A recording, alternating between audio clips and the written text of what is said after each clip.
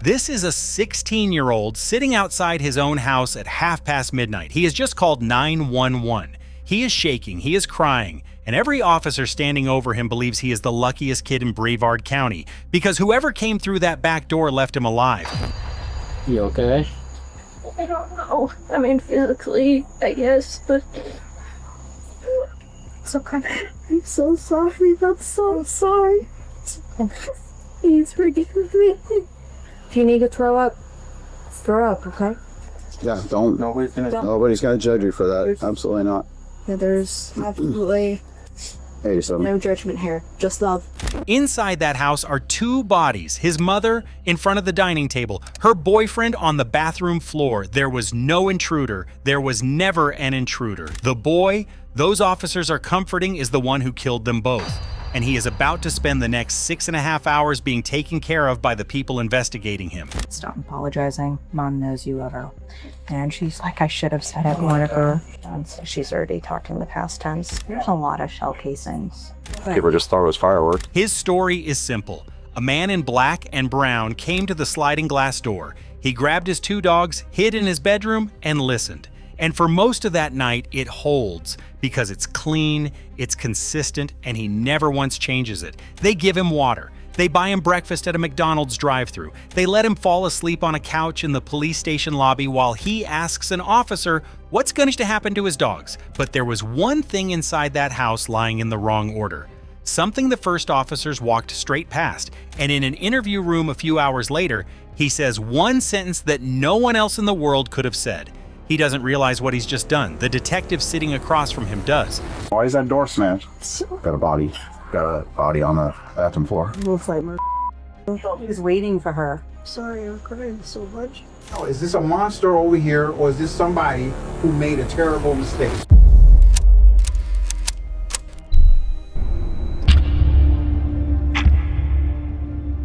This is the house on the evening of July 6, 2024. 9 hours before anyone calls the police. Before we go any further, one thing about how you're going to see this. Police walk up to that house at 12:38 in the morning. That is where this case starts, and that is where we're going. But before we get there, you need to know who was inside that house. And the only place on any recording where anybody explains that is a police interview room more than 6 hours later.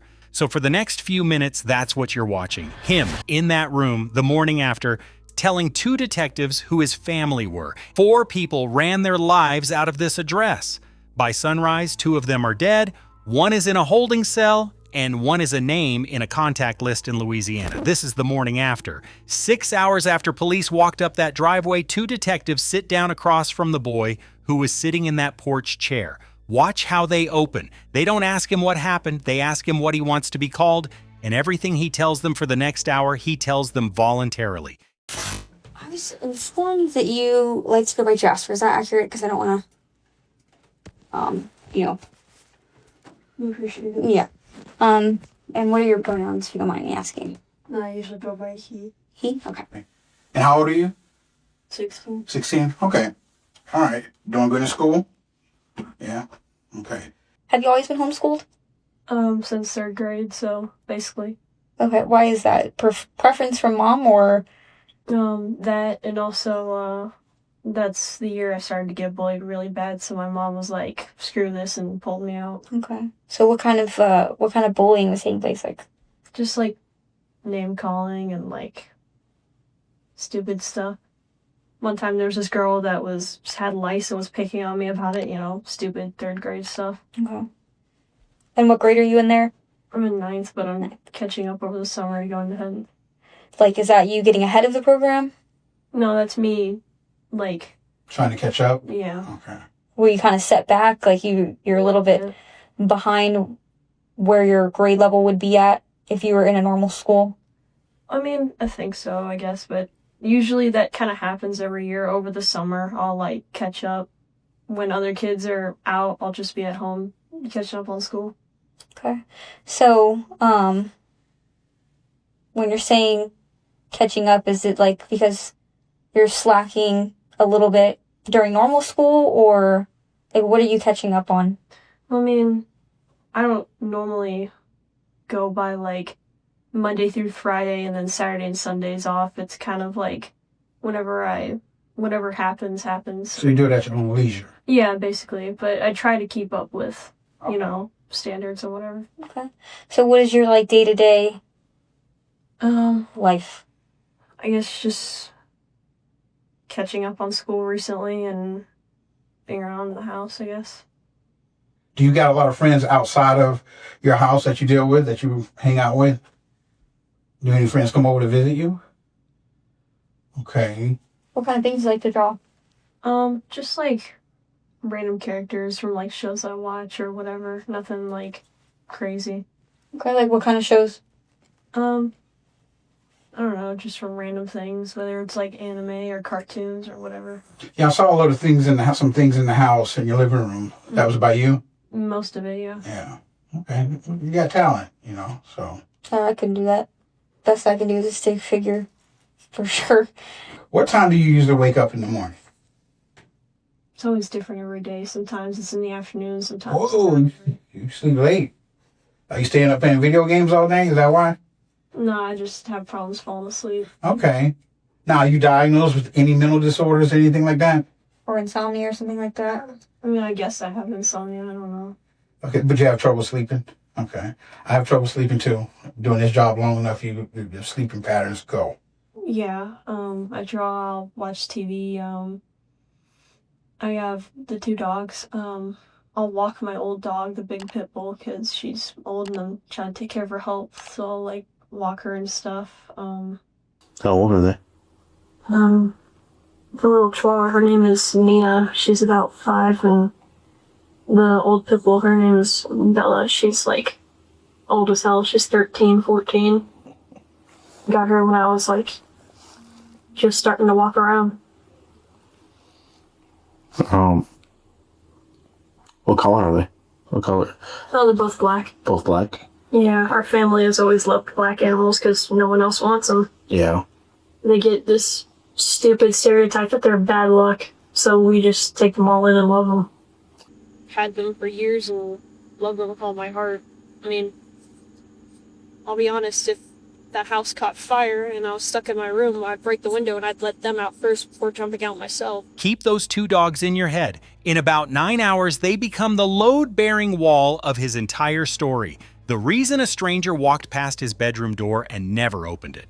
Now his mother. She's about to become the second person in this house you learn about entirely through the words of the person who killed her. Listen for one object in particular. He mentions it in passing like it's nothing.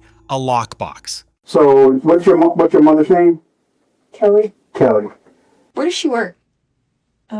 She works at different places, but she works on care.com. So she's just medical field? Mm-hmm. She used to be a vet tech, so... Okay. Is that like a stay-at-home thing, or she goes somewhere? No, she goes out to her clients. Okay. How long has she been doing that for? A while now, like Yeah. a few years. Does she like it? For the most part, yeah, but it wasn't a good steady pay. She took your iPod away and your flip phone. Where did she put them?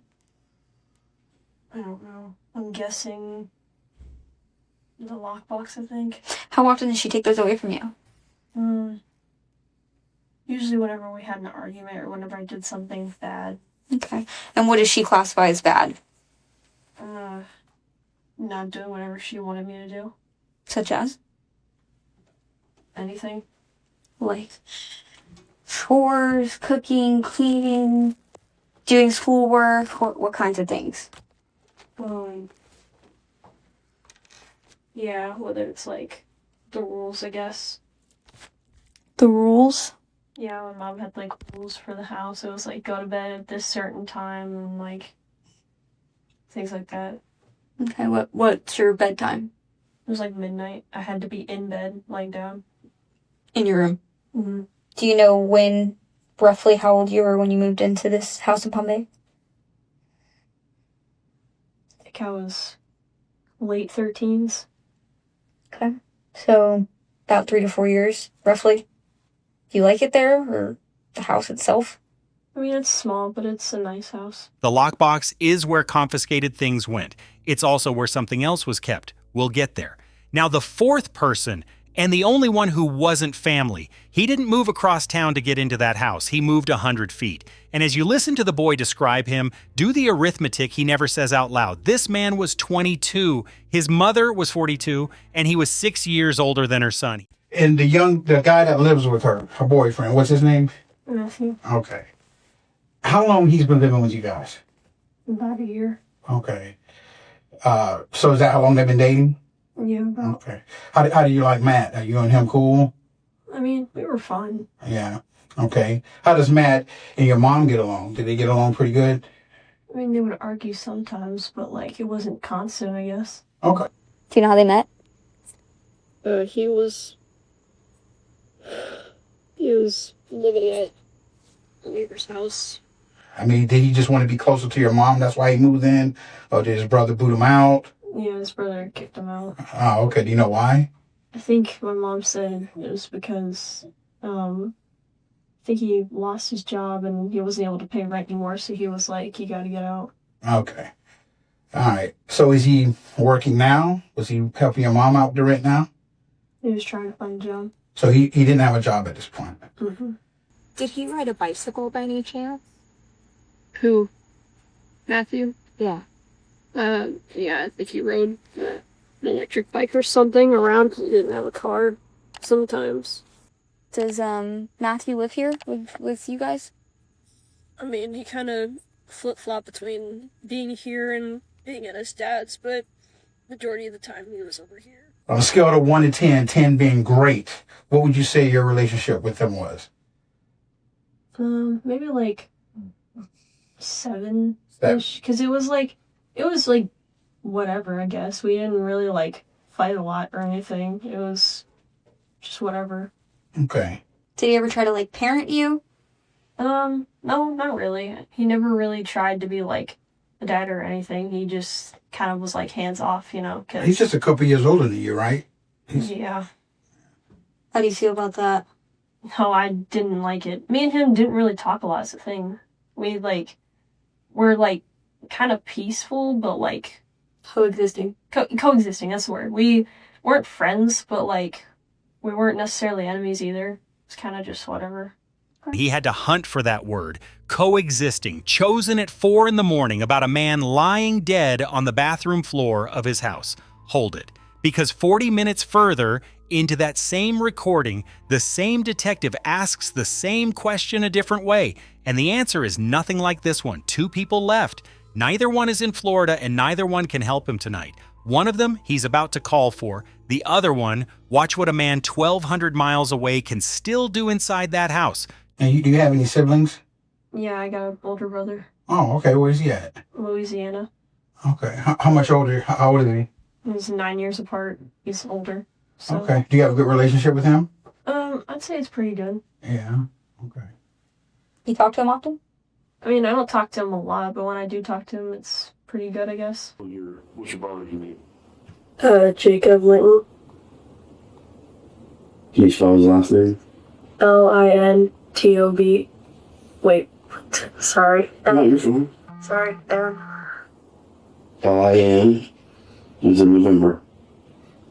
Ton. Ton. Jacob, Jacob. Linton, Linton. Yeah. Do you know how old is Jacob? 25. Where does Jacob live? Louisiana. Do you happen to know what city that would be in? I think it's You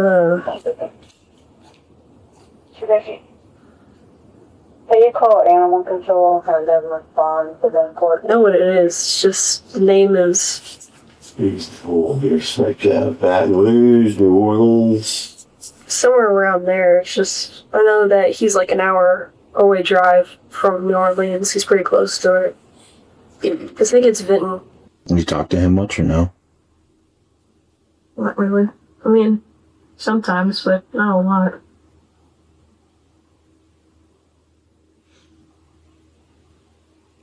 Yeah, I got a couple brothers too that are older than me that I don't talk to very often. He's probably gonna end up being the one taking me, so I'll be talking to him a lot more. I wish Jacob was here. So how often are you seeing Dad? I don't see him in person, Just talking on the phone? if that. Why did he shut the phone off? If that's his only form of communication? I don't know. He just wanted to be a jerk. He's not a very good person. What do you mean by that? He's just always been a jerk to me and my mom. A jerk? Like physically a jerk, or just verbally? To my mom. Okay. Physically to my mom. Like beating her. Okay. And when did what's your dad's name? Chris. When did Chris and your mom separate? When I was like 12, when we moved back from Louisiana to Florida. Where's your dad at? So he's here in Florida? Now he's in Texas. Okay. Right by the border. Gotcha.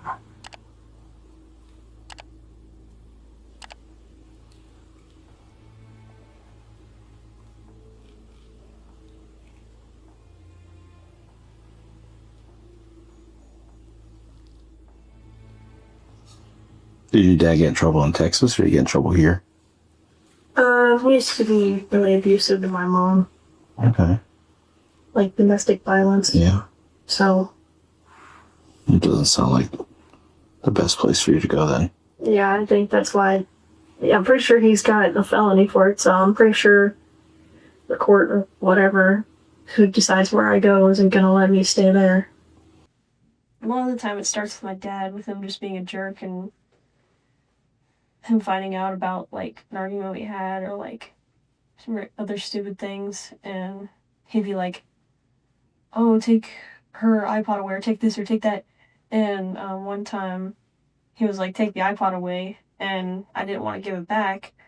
So then he was like, oh, just take all the chargers out of the house, and she'll run out of battery eventually. So I thought that was unfair because I hadn't really done anything wrong in my opinion, and I went down to the Dollar General with my wallet and bought a charger, and when I came back, my mom was really mad at me, and at the time I was in the shower, but then she even said she took a video recording of it, but she opens up the door while I'm in the shower and like is asking me for, because I usually would bring like my wallet into the bathroom with me. She comes in, takes that, and is like, basically takes pretty much like everything.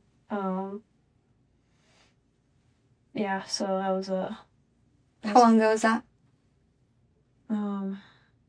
Maybe like 2-ish weeks ago. 2 weeks. And here's what nobody in that room knows yet, but the officers standing on the porch tonight are about to say out loud 15 feet from where he's sitting.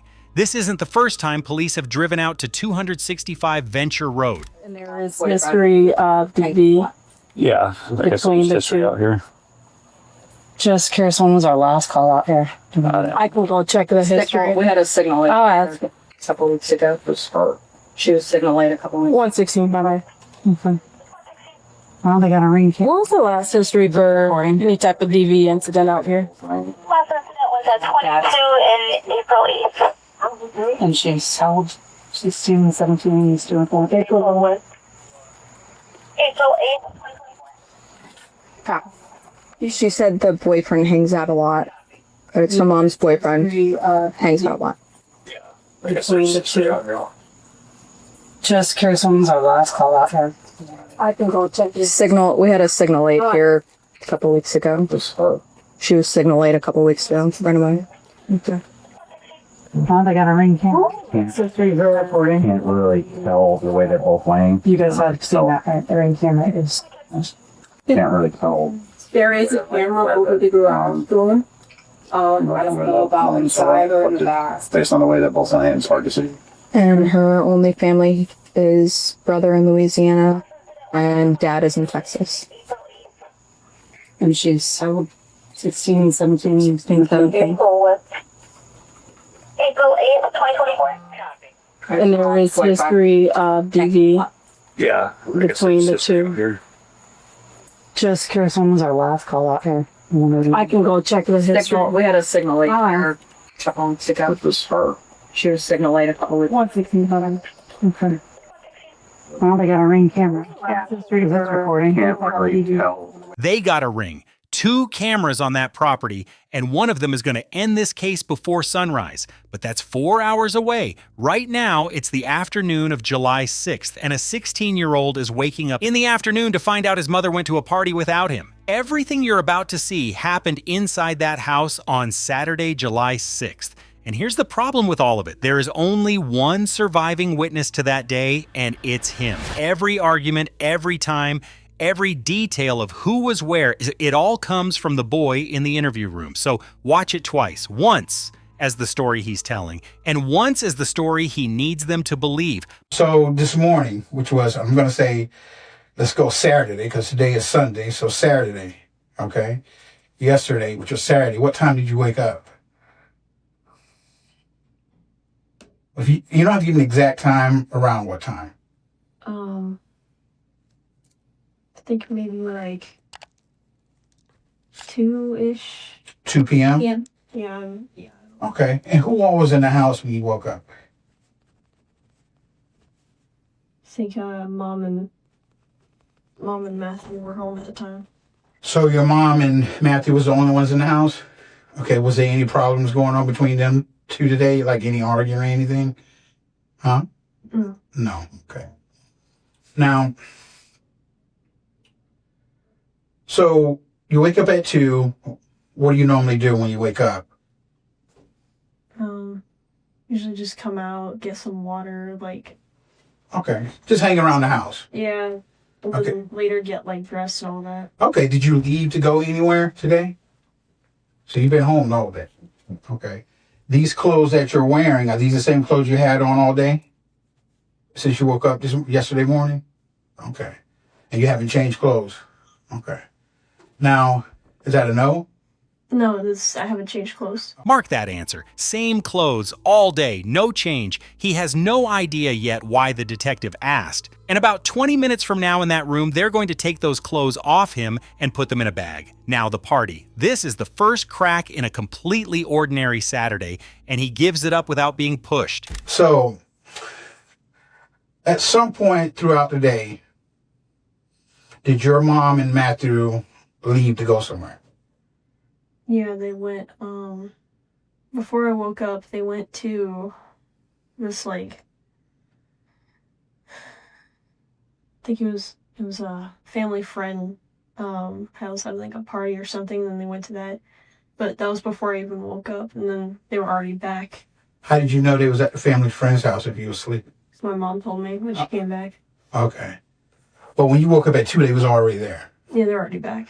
Okay. Because the party was like earlier in the day. Okay. Were they drinking? Do you know, can you tell if your mom and Matthew had been drinking? I don't think they were. Okay.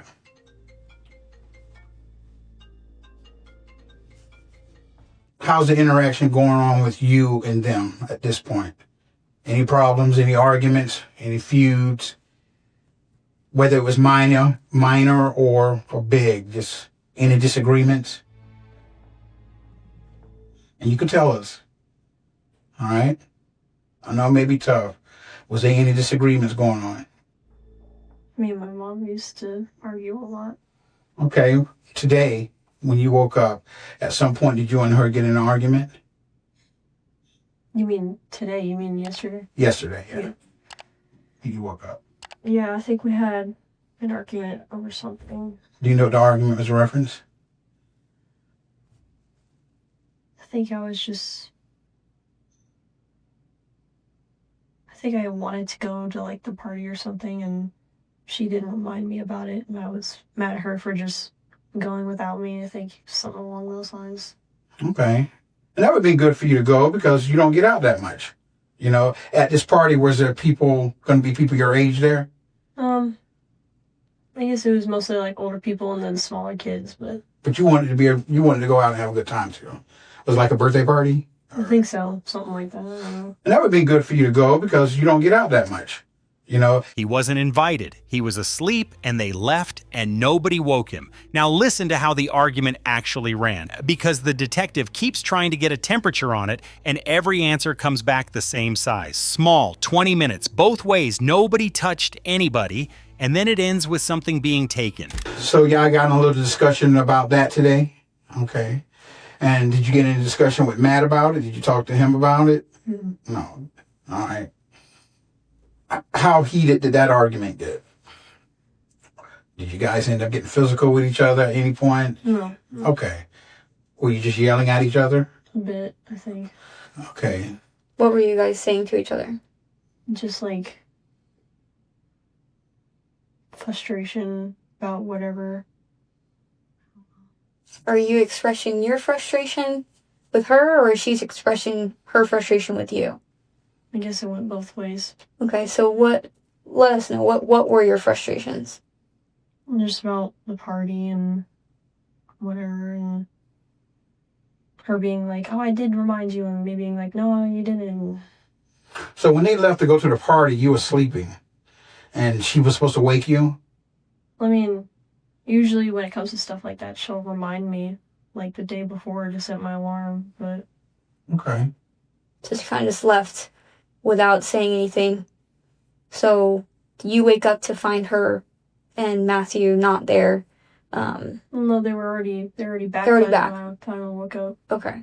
So you didn't have any sort of conversation with her, like, over the phone, through text, until, like, you didn't text her or anything beforehand? Not that I remember, no. Okay. So she comes home with him, and you wake up, and you guys get into a little bit of a disagreement. You're expressing your frustrations, rightfully so. You wanted to go to this party. And she's expressing her frustrations back. What is she saying back to you? Just this back and forth of, I did tell you, no, you didn't. Okay. Because, So what came of that? well, she, I think she took my iPod and my phone, but before she left again, she gave it back, so I'd be able to text her. Okay. How much time in between that argument to her leaving again? Like, how long did you not have your iPad and your iPod? And what was the other thing? It's just the iPod and flip phone. Okay. And how long did you not have that for? I don't know, it wasn't very long in between, I think. It was like 30 minutes, I don't know. So when you woke up at 2, you got in this argument. It lasted about how long? About how many minutes do you think this argument lasted? I don't know, maybe like 20 max. Okay. I don't know. Okay. Does Matthew get involved? No, we usually go, like, in another room or whatever. So what room did this happen in? My room. Okay, and where was Matthew at? I don't know, somewhere in the house. Maybe mom's room, maybe living room. Something like that. So that's the version he gives at 4 in the morning. A 20-minute argument about a birthday party, a phone taken and handed straight back. Ordinary. But in reality, that isn't the argument at all. About 25 minutes further into this same interview, after the detectives have already told him they don't believe him, he tells them what the day was really about. And it has nothing to do with a party. When you get into these anger fits, what happens to you? Is there a sense of rage? Is there, like, how do you take your anger out? Verbally, physically? I don't know, I just tend to bottle things up. Okay. Do you think that tonight maybe the bottle kind of overflew?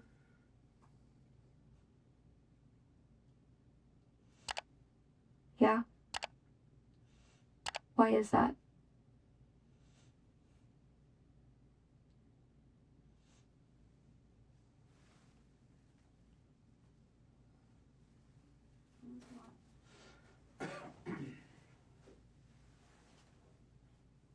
What is it that kind of boiled the pot over today?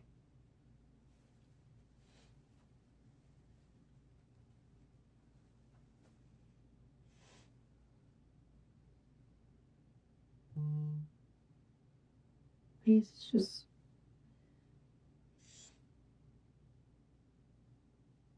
We're almost there. I guess it's just been a long thing. I don't know. Like a build up. Yeah, like it overboiled. The pot kind of just spilled over. And that's okay. But what was it today that you feel like it was your boiling point, your tipping point? It's a lot of things, I guess. My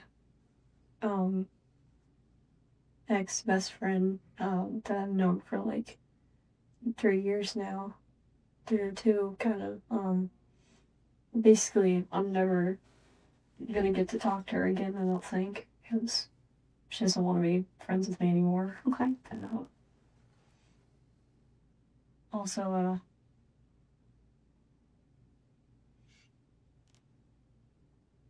there's some noises coming from my mom's bedroom while she was ignoring me because I was calling for her. Today? Tonight? Oh, yesterday. Okay. I'm sorry for my words. Yesterday when she came back with the bed. No, it's before then. Okay. Before they went to get the bed frame. Okay. Is this something you heard before in the bedroom? How does it make you feel? Gross? Like disrespected, right? That she's doing that literally 10 feet away from you. Almost violated. Right. I don't blame you. I would feel the exact same way if I... Yeah, but your rooms my are right parents next to did. each other, right? And we have thin walls. He's even younger than my own brother. Yeah. Does that make you... We talked about that earlier a little bit. You know, the age being weird. Like, he's closer to your age. Yeah. You know, so he Half could be my her mom's kid. age. Yeah. So that makes you feel like make you feel kind of a certain way towards your mom or more so towards him? Both of them. Okay, equal. 10 feet, thin walls, and a man 6 years older than him on the other side of them. That's the argument, not the party. And what he describes next is the piece the detectives have been circling all night without knowing it existed, because he doesn't just hear it and go back to his room. He goes and confronts her about it. Listen to what she does. Did you confront them earlier About, hearing this? well, yeah, me and my mom were having an argument. Okay. And what was said? Just a lot of things. Such as? Like,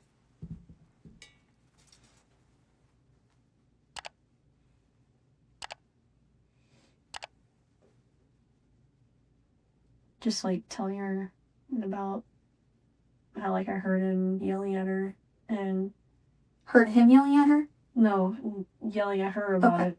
And the thing about my mom is that she never admits when she's wrong. She just says, "Oh, I didn't do that," or "Oh, blah, blah, blah." It's Never always- takes accountability.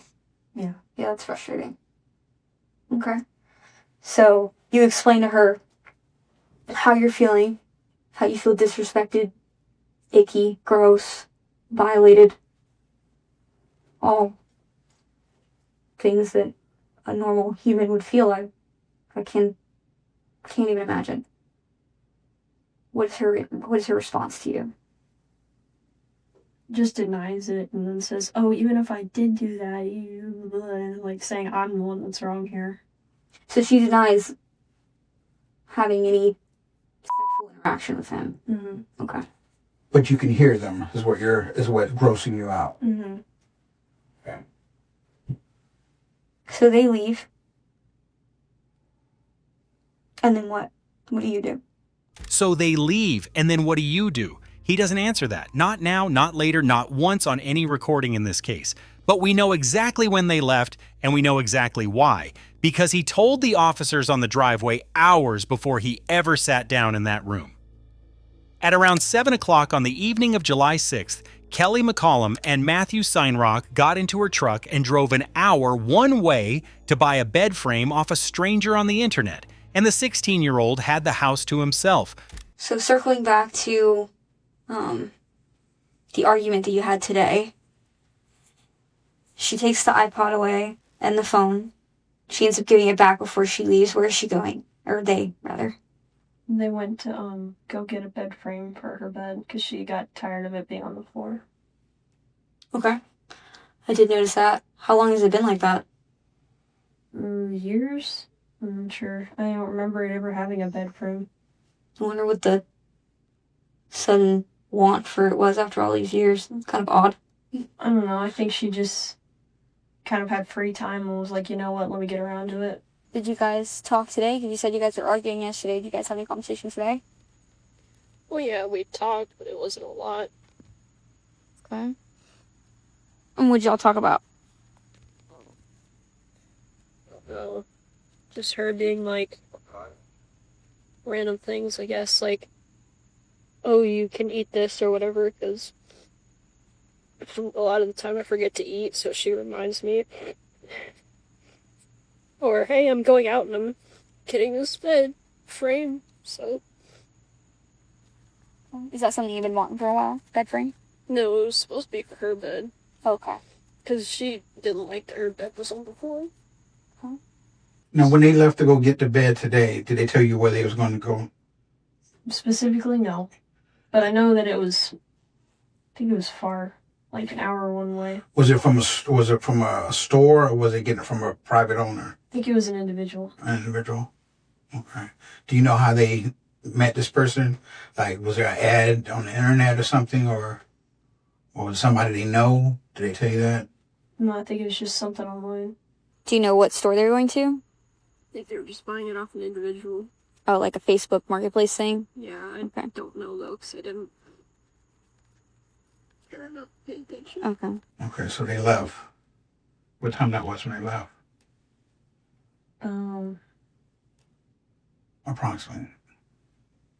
Approximately 7-ish, maybe later. Okay. Was anybody with them when they left? No, it's just those two. Okay. Who was driving? I think she said Matthew was gonna drive. Whose truck is this? My mom's. Well, my mom has it, but it's on my dad's name, I think. What's Matthew drive? He doesn't have a car. Okay. Does she usually pick him up? Okay. Was he here earlier before they left for this bed frame? Like, just around the house? Yeah. Yeah. He stayed the night last night, or? Yeah, he stays here basically every night. And so what time would you say they left to go get the bed frame, roughly? I don't know, like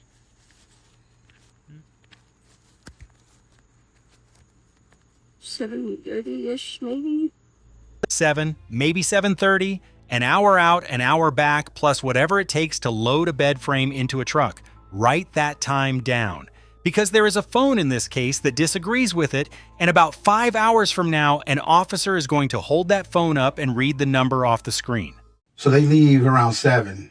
And what are you doing in the house? Just being on the couch, trying to relax, having my Switch. Are you having any thoughts running through your head? Any anger moments? Anything that's going on while they're gone? Is there anything making you upset, or? Not really, man. I was just trying to relax. Okay. Do you call anybody while you're there? While they're gone? Like, are you on the phone? Are you texting people? Are you calling anyone? No, I don't think so, no. I don't remember doing that. Okay. Is there somebody you talk to on a regular basis on the phone? That's non-family? No. Okay. So your phone that you have is basically for you to talk to your family members and the internet?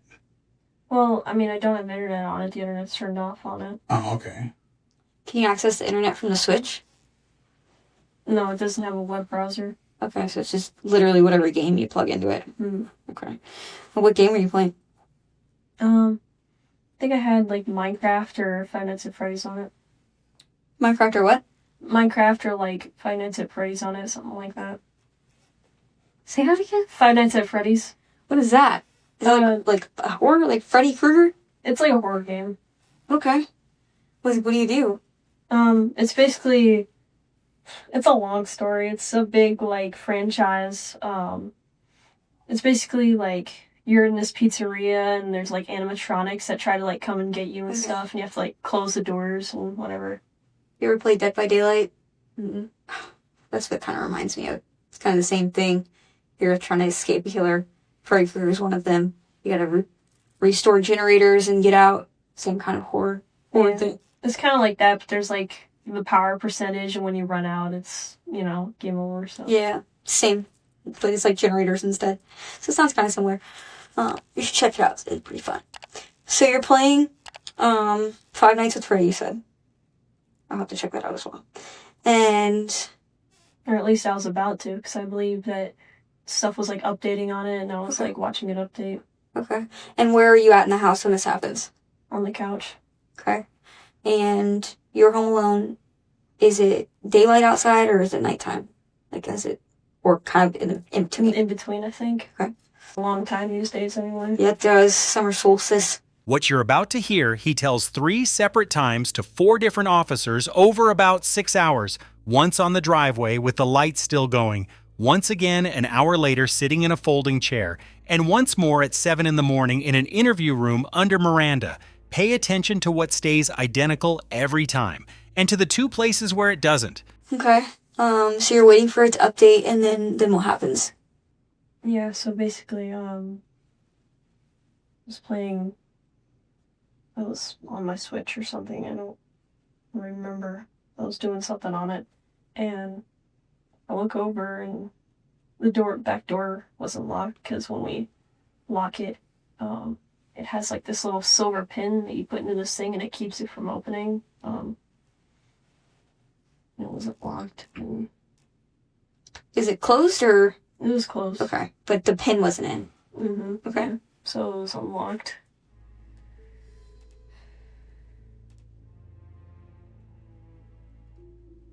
And then, like I told you yesterday, I saw a guy coming up to the back window. I knew from before seeing it there was a hammer by the back of the glass, so I don't know. I guess my, like, survival instincts or something kicked in, and I, like, just immediately grabbed both my dogs. And you know that there's the big ass dog and the little dog, so I can only focus my energy on getting the both of them into my room and hiding. Okay. So I hide in my room, right, and the dogs are barking and whatever, because, you know, Why are the dogs barking? Well, because they see someone. It's a glass door. Okay. And they'll bark at, like, the mailman coming up. They bark at literally anything. Yeah. They bark if the front door opens. Normal dog things. Yeah. Okay. Go ahead. I'm sorry, I'm just recollecting all the... Traumatic event. I can't even imagine. The dogs bark at everything. That's the detail that makes the next part work, and he supplies it himself unprompted, because the question that's going to hang over this entire case is why a man with a gun walked past a closed bedroom door and never opened it. He's already answered it. So when he shows up, is your parents there yet? Is your mom and Matthew there yet? No, they're still out. Okay. But, do you see him? I mean, I didn't really get a good look at him. I just saw a person, and I don't know, I just kind of had this, like, survival/panic thing where I just wanted to hide. I don't know. When you saw him, was he outside the rear sliding glass door? Or inside the rear sliding glass door? No, he wasn't inside me. So he was outside. Mm-hmm. Did you see him holding anything? I don't think he was holding anything. Okay. Now you mentioned something about a hammer or something that was outside. Yeah, so in the back of my mind, I knew that was out there, and I knew that he could break the glass with it if he didn't know that the door was unlocked. So I knew that either way he could get in, whether he figured out it was unlocked or if he broke the glass. So I just knew that I had to get out of that situation. But Why didn't you just run out the house? I don't know. I didn't know if there was more of them or if there was some out front or what was happening, but I guess I don't know. I just felt like I needed to hide in my room and just. Okay. So you go to your room? Mm-hmm. Is the dogs with you? Yeah, Okay. Do you shut the door? Your bedroom door? Huh? yeah. Okay. So what do you hear next after that? Well, I hide, and then I'm just sitting there hiding. The dogs are barking, and then I hear the glass shatter and come in, so I knew that it's probably him coming in, and I can hear. But this door was unlocked, is what you're saying, but he didn't know that, I don't think. Okay. I don't think he even bothered to try and see if it was unlocked. Yeah, the glass shatters in, and I just like try and listen to see if he's like coming towards my door or where he's going, but I hear him like walking around and stuff. Now the detective starts asking for a description. And this is the first place the account gets thin, not evasive. Thin. Watch how many of these answers are a guess he's willing to be talked out of. So you're saying him. So do you know that is this guy looks like a male? The suspect is like a male? I don't know, I'm just assuming. Okay, could you tell if he was white or black? If I had to guess, maybe black. Okay. Like, was his face covered with a mask, or was he? I think he had like some kind of hood. It was like up and kind of, but Could you see his hands or his arms to see what complexion he was? If he was light complexion, dark complexion? No, I didn't really pay attention. It was just kind of a blur of his clothes as I was trying to. And what color did the clothes look like on that blur? I think it was like a black, brownish blur. So that's why I'm guessing it was. Okay. That's the shirt you're describing? I think it was more like, kind of like black and brown. So it was. So, like, did you see both of his hands? No, I didn't see his hands. It was Or more. are you saying like black on top and brown on the bottom? Is that what you're demonstrating? Mm-hmm. Okay. Did you see what this person looked like? Not really. I just was so scared and going so fast that I was just trying to save my dogs and run into the room with them. So I didn't get a really good look. It's just a little bit of a blur of his clothes, maybe. Like, I don't know, maybe like black and brown, I'm not sure. I know there's dark colors though. It's like brownish, maybe, I don't know. Okay. Was he white, black? I didn't really look. And he might have been black, because I don't know, if I had to guess, maybe. Black and brown, a hood, maybe a man, maybe black, a blur. And this is the part where he puts himself somewhere very specific because he has to. If he's in that bedroom with the door shut, he can't see anything. He can only hear. So everything from here forward is sound. So when you go in the room, you can hear him in the living, like moving around the house? Yeah, I can like hear him walking around, and then Did he see you? I wasn't entirely sure. I think. I don't know. Did he ever come up to your bedroom door?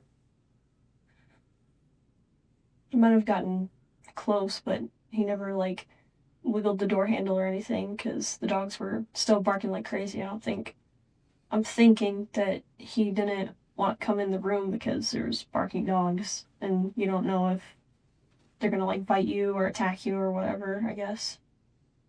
Okay. And what happens next? After a while, when he's walking around, I can hear him like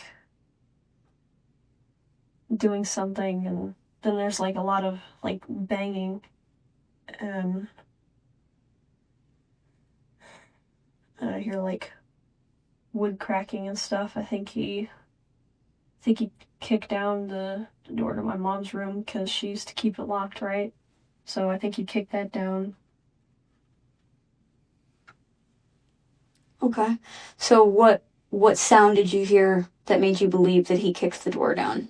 Because it was just like banging noises and kind of like wood splintering noises, like the door frame was getting like busted in. Okay. Alright. So then you hear that noise, and then what? Kind of like him moving around some more and stuff. And So what do you mean by that? What are you hearing that suggests that? just like, just kind of like footsteps, I guess. I don't know. Throughout the house? Yeah. Okay. How long do you hear that go on for? I'm not exactly sure about the time, but it felt like forever. Okay. Like I said, I explained earlier, timelines are really important. So I need you to really, really try hard to think about how long these things were lasting, these events were taking place. When this is going on, do you have your cell phone with you in your room? No, I only had time to grab the dogs. Okay. Where's your cell phone at this point? I think I left it on the couch. Okay. Do you guys have a hard line at the house? Like a house line? Yeah. No. Did you call your mom and tell her? Couldn't call anyone because I didn't have time to grab the phone. I ran into the room and there was a hammer by the back. He used to smash the back door, and I don't think he knew that it was unlocked, but that's why I was in such a rush to get the dogs to my room, because I knew that he could just open the door and come in. Okay, so this guy smashed the back window while you're inside. And did you call 911? I didn't have the phone. Okay. I couldn't do anything. Okay. So you just stayed in your room. Okay. I was so scared I couldn't make myself go out there. I couldn't do anything. I was useless. Okay, so I wouldn't say you're useless. You're scared. You don't know what's going on. Someone's, entering your home that shouldn't be. You did the right thing by protecting yourself. So now we're inside the timeline that matters. By his account, a man breaks in while the house is empty except for him and then stays. Not 5 minutes, not 10. Listen to the number he gives because every officer who hears it that night asks him to say it again. How long is he in this house before? At some point, do your parents come home? Okay. Now, when you hear him walking around the house, does it sound like he's by himself? Yeah, I think I only heard one set of footsteps. Okay. All right. So at some point, and like Detective Brown, it's important. We're trying to find out how long was he in the house before your mom came home. About how long? Just approximate.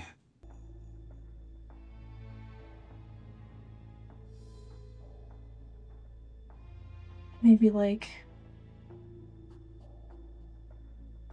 an hour-ish. I don't About an hour or something? I don't know. Okay. And when he showed up, I think you told us the time was around what time that was? Do you know what time it was when he first knocked on the door? Approximately what time it was? Okay. You said the sun was setting, but it was still a little light out, right?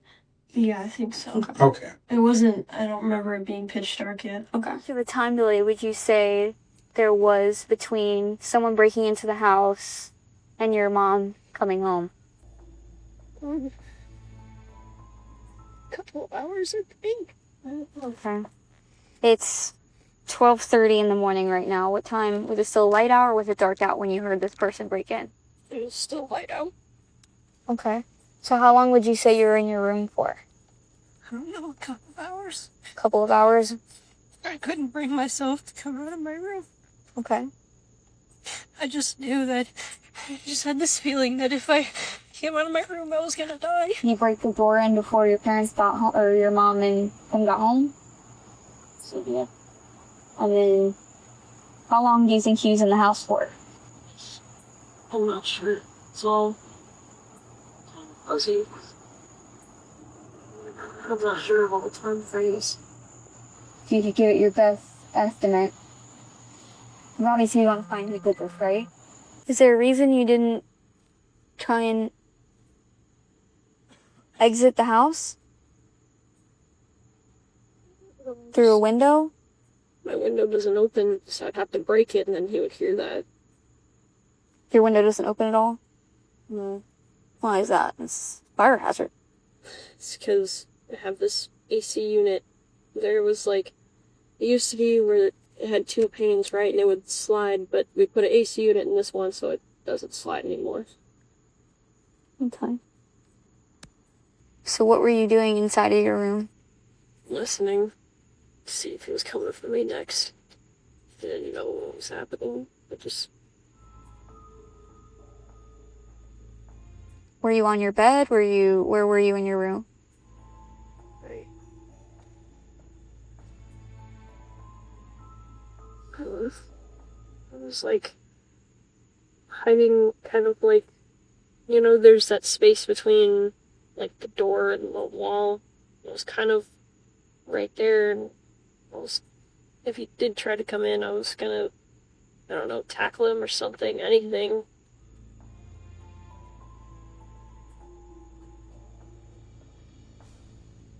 So you were standing? A mixture of like standing, squatting, because when you're hiding in a space for so long, it starts to hurt being in like one position, you know, but I'd be as quiet as possible. So you're standing in between the door and the wall. I haven't seen your room, so I don't know what it looks like, but... It's like around, I have like a closet. It was kind of like around in that area, but I was, majority of the time, like, kind of squatting or like sitting, trying to like hide, I guess. Huh. It's a mixture. An hour pressed into the gap between his bedroom door and the wall, standing, then squatting, listening to a stranger move around his house. And then, by his account, the front door opens. Whatever you believe about the last 10 minutes, this next part is the only part that is definitely true. Because at some point that evening, Kelly McCollum and Matthew Sainrock did come home. So he's you're in the house. He's in the house. He's saying about an hour goes by. Look like he's rummaging around the house is what it sounds like you're saying he's doing. What happens next? Do your mom come home and dad come home at some point? My dad's in Texas. I mean, Matthew, I'm sorry. Yeah. Okay. They came home. Okay. So walk me through that. So basically, I was still hiding in my room, right? And then I hear the door, like the front door, like open, because when it opens, it makes like this loud sound. And that front door is near your bedroom door, right? It's not too far from it. It's when you go in, it's like this much, and then to Make the the right, right. and then it's the left. So To left. it's not like super close to it, but it's... Okay, but you can hear the front door opening. Okay. Okay, so you hear the door open? Do you hear the car pull up when they pull up in the car? I don't think I heard the car, but I heard the door opening. Okay. Okay, so you hear the door open. Is that front door locked or is it unlocked? Do you know? We usually keep it locked. Okay. what made you know that it was them that was walking home or walking in the door? How did you know it was them walking through the door? I don't know, I guess I just assumed, because I think I heard their voices, or kind of, I couldn't tell what they were saying, but it sounded like them, so I assumed it was them.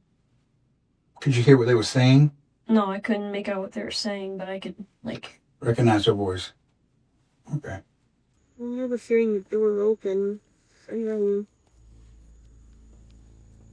footsteps, like they were coming in, and the door closed.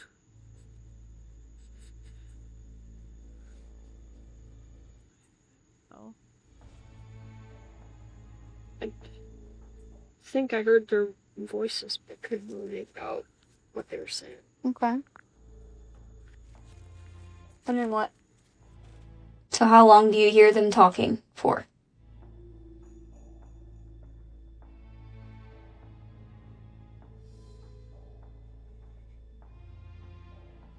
Sorry, just maybe.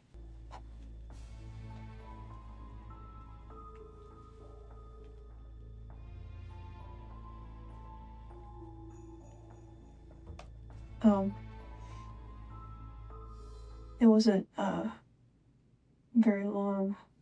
It was like maybe a few seconds or something like that they were saying whatever it is they were saying. Okay. And then what?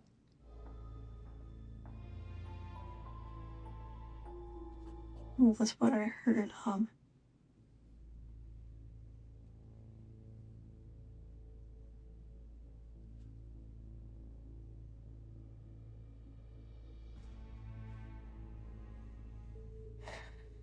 That's what I heard.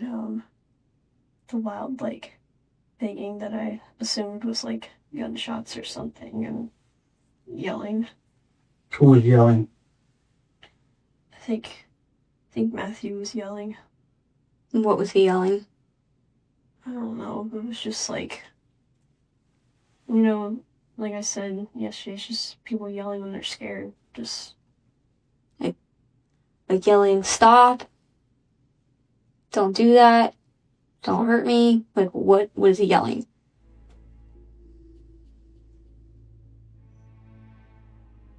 I think it was something along the lines of like stop or something. Okay, so you hear Matthew yelling that. Do you hear your mom yelling at all? No. Okay. So you hear yelling, and then what? Infants. What was that? And then after the loud noises and the yelling, it just got really quiet. So what do you mean by loud noises? I think it was gunshots. And what makes you think that?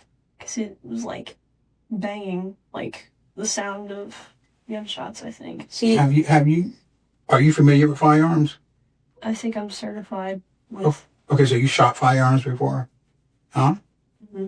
Okay. And are you proficient with them? Like, do you go to the range sometimes?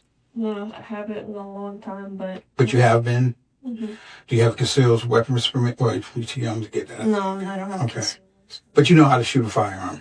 And you heard a firearm before go off? You heard gunshots before? And did it sound like gunshots to you? Yeah. Okay. And how many gunshots do you think you heard? Like 5, 6-ish, maybe. Okay. Were they in succession, or was they pausing and then hearing more gunshots? Was it like bang, bang, bang, bang, bang, bang, or was it like bang, bang, bang, bang, bang? Second one. So it was pausing in between. Yeah. Okay. It'd be like 2 would go off, and then a few seconds, then another 2 would go off. And where in the house did it sound like the gunshots was coming from? Like what part of the house, if you had to guess, did it sound like?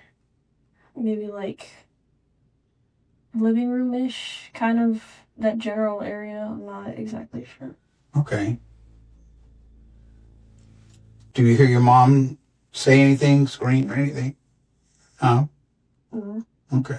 Everything you've heard so far, he told the police. But before any of that, there was a phone call. And it's the one piece of this case you and I don't get to hear.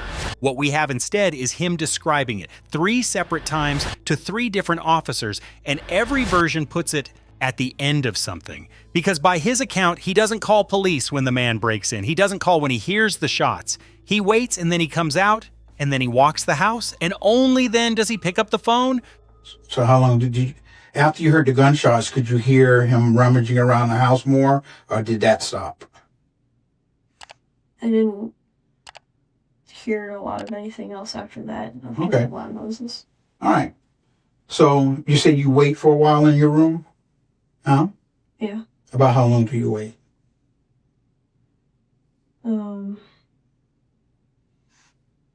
If I had to guess, like in guesstimate time, maybe like another hour, I don't know. Okay. Somewhere around there. So this whole ordeal lasted about 2 hours because he was in the house for about an hour, which is what you were saying, right? And then after you heard the gunshots, you remained in your room for about an hour. Around that time. Yeah, approximately. Yeah. You don't have to be exact. Okay. I know that felt like forever though. And then I just couldn't take it anymore, and I had to come out and see what had happened. Okay. I know it may feel like forever, but timelines are really important here for us because it gives us a good timeline and time frame of when this person left, how far they could have traveled, what time we need to be looking. You know what I mean? So how long would you say roughly between hearing the gunshots and exiting your room? Over an hour, around that. So after you're in your mom's room, what do you do? After I kind of walk around the place kind of freaking out, I went back into the living room and my phone was still on like the couch, so that's when I grabbed it and called 911. And where were you at when you called 911 in the house? My living room. And did you stay in the living room until the police showed up? Mm-hmm. You did? So you look in there and you notice that everything you just told me, and then what do you do? Okay. That's when I go back out to the living room, and I think that's when I called 911. How much time would you say between you exiting the room to you calling 911? What's up? Maybe like max like 10 minutes. 10 minutes? I'm not sure. Okay. So you exit mom's room, you come into the living room. How long are you standing in the living room before you call 911? Probably like a few seconds, just freaking out. How do you know it's not there anymore? I don't know. I went into my mom's room and before I called 911 because I wanted to see if he was still here or not. Okay. Where did you find the phone?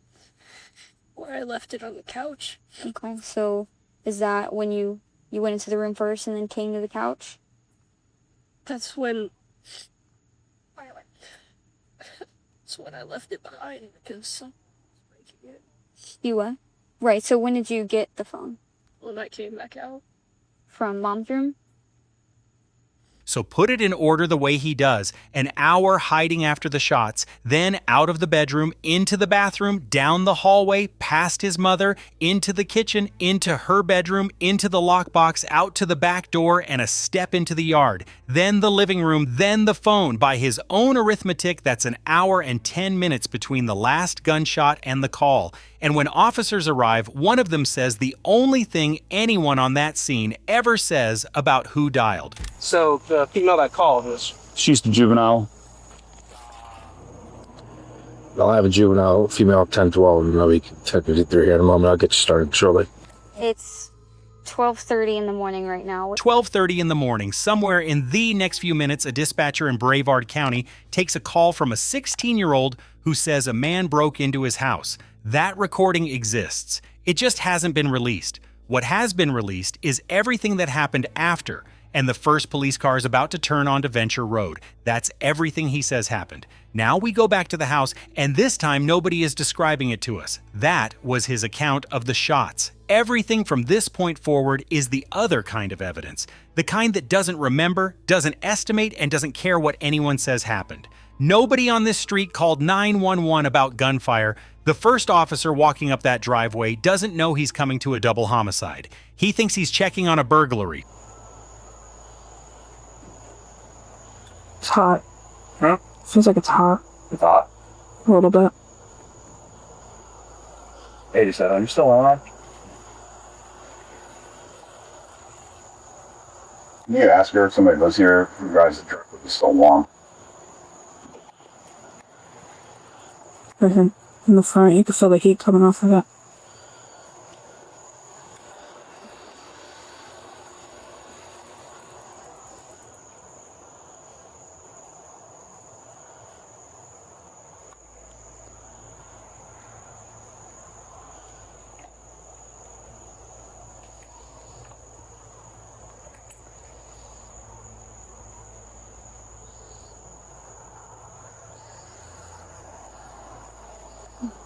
issue, so just obviously.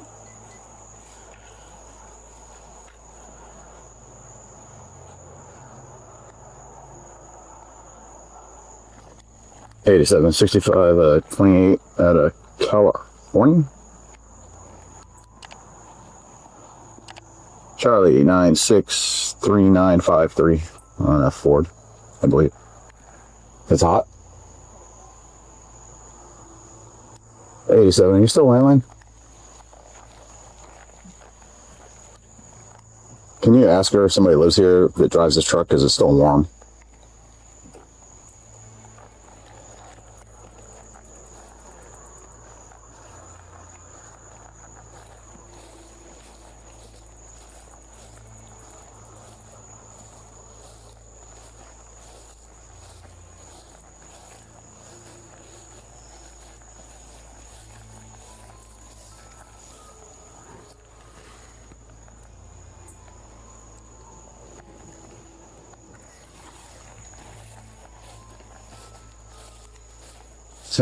Is there any chance her mom just got home recently?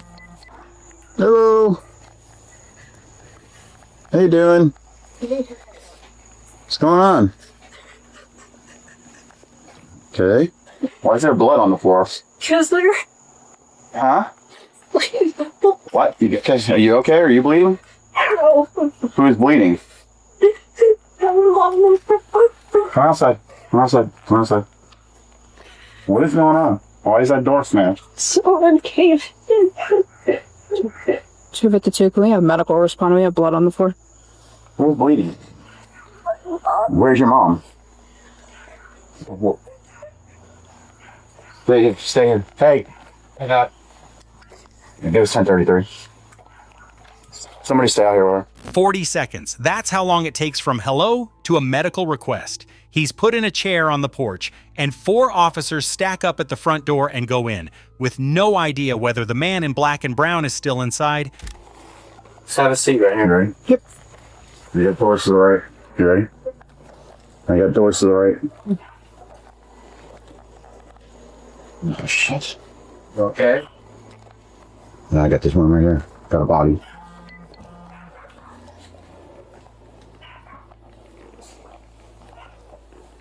Claire, coming out.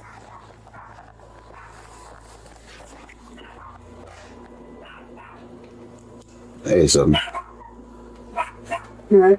Got Bobby, please. a body on the bathroom floor.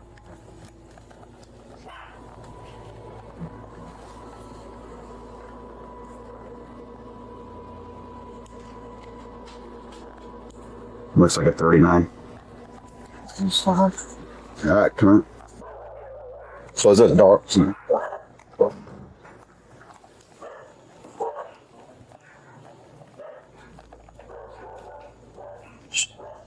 87, we got a second.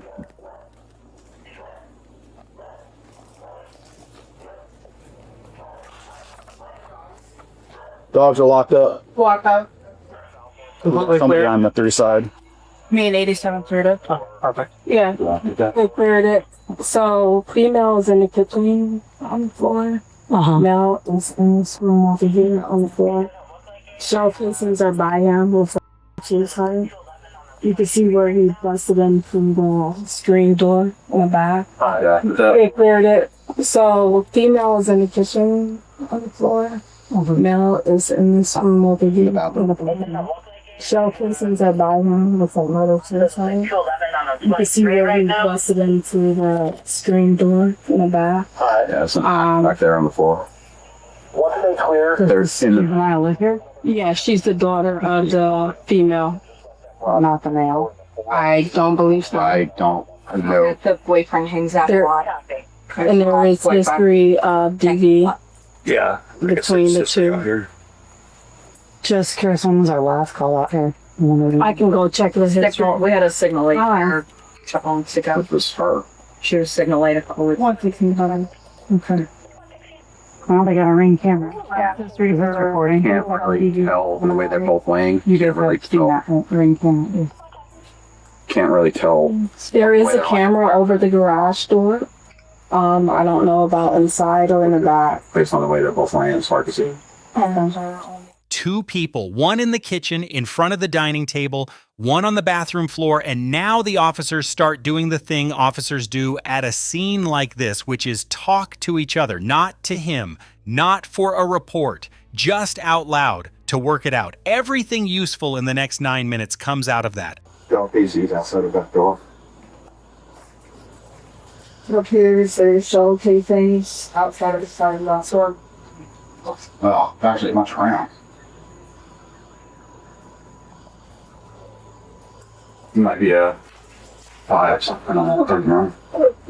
Type 4, also 530. Male sitting southern in the bathroom. He's got shell casings in there and also a butcher knife in there. Outside the back door, there's an axe with a sledgehammer where he busted the door in. There's shells, not spent, but there's rounds outside the back door, which look like the same ones that are in the bathroom. There's like 3 or 4 empty shell casings in the bathroom. And then the knife, the male is 7 in the bathroom, the female's 7 in the kitchen. Same 7 in the kitchen floor. Second 7 in the bathroom. He's got shell casings in there and also a butcher knife in there. Outside the back door, there's an axe with a sledgehammer where he busted the door in. There's shells, not spent, but there's rounds outside the back door, which look like the same ones that are in the bathroom. There's like 3 or 4 empty shell casings in the bathroom. Bathroom's to the right. He's in there. She's laying in the kitchen in front of that desk over there, or table. Outside the slider, there's a axe, but he probably used to break that window. So there's a projectile in here, and then there's someone in the hallway out there. And she said there's another one in the hallway. I don't know if it's in the wall or what. He's got I think it was either 3 or 4 spent shell casings in the bathroom with him and a big butcher knife. 4? Yeah, laying on the ground. And then there's a big butcher knife on the bathroom counter also. An axe, a sledgehammer, a butcher knife on the bathroom counter, and another one in the kitchen and out in the backyard, something that stops one officer cold because it doesn't fit anything. Have you guys looked at these already, Sarge? I'm sorry? The rounds? Have you guys seen the rounds already? Yeah, we know that they're back there. They're not spent though. They're not spent? No. Okay. Not a single one of them. They look like revolver rounds. None of them are spent. It's kind of weird. Hey, just for 43, there's a bicycle back here. I don't know if maybe that's how he got here. Yep. Yeah, there's unspent casings over there. And there's a bike, but I don't see anything weird back here. Other than that. Right. Did you guys see the break in the other slider? It's on this side. Up top, yeah, like right there. It's on this side of it. It's right next to the divider thing. I don't know if that's a 45 hole or not. What is it? Yeah, look. Right there. Like, Thing behind it? is that? It's a crystal. Oh, So I've been staring at that for like the past hour. that's just chilling on the other side. Okay, sorry, I'm an idiot. No, you're good. I'd rather you, I was like, I'd rather you say something and we figure it out. Right. There's a camera back here. I didn't notice that before. Yeah. Okay.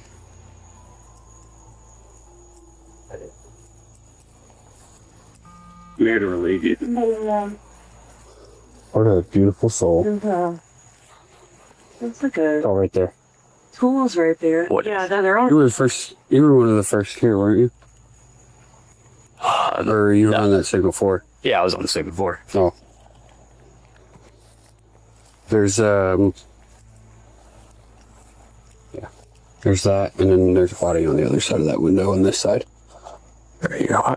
A camera on the back of the house. Nobody noticed it for the first hour, and out front, over the garage door, a second one. Right now, those two cameras are a footnote in a conversation about tools on a patio. In about 6 hours, they're going to be the reason this case ends. 116, bye-bye. Okay. Well, they got a ring. What was the last history for any type of DV incident out here? You guys haven't seen that, right? The ring camera is. Can't really tell. There is a camera over the garage door. I don't know about inside or in the back. There is a camera over the garage door. I don't know about inside or in the back. Based on the way they're both laying, it's hard. Now the part that decides everything. 2 officers are standing in the front room, and they start walking the shots. Where the casings are, where the projectiles ended up, and which direction a person would have had to be facing to make that pattern. They get it right out loud within an hour of arriving, and then they move on to talking about shoes. You want me to send you the link for that flashlight? Yes, please. You looking for more projectiles? Yep. There's one right here in the doorway. But that's not me. He came in the back. Yeah. So this has to be.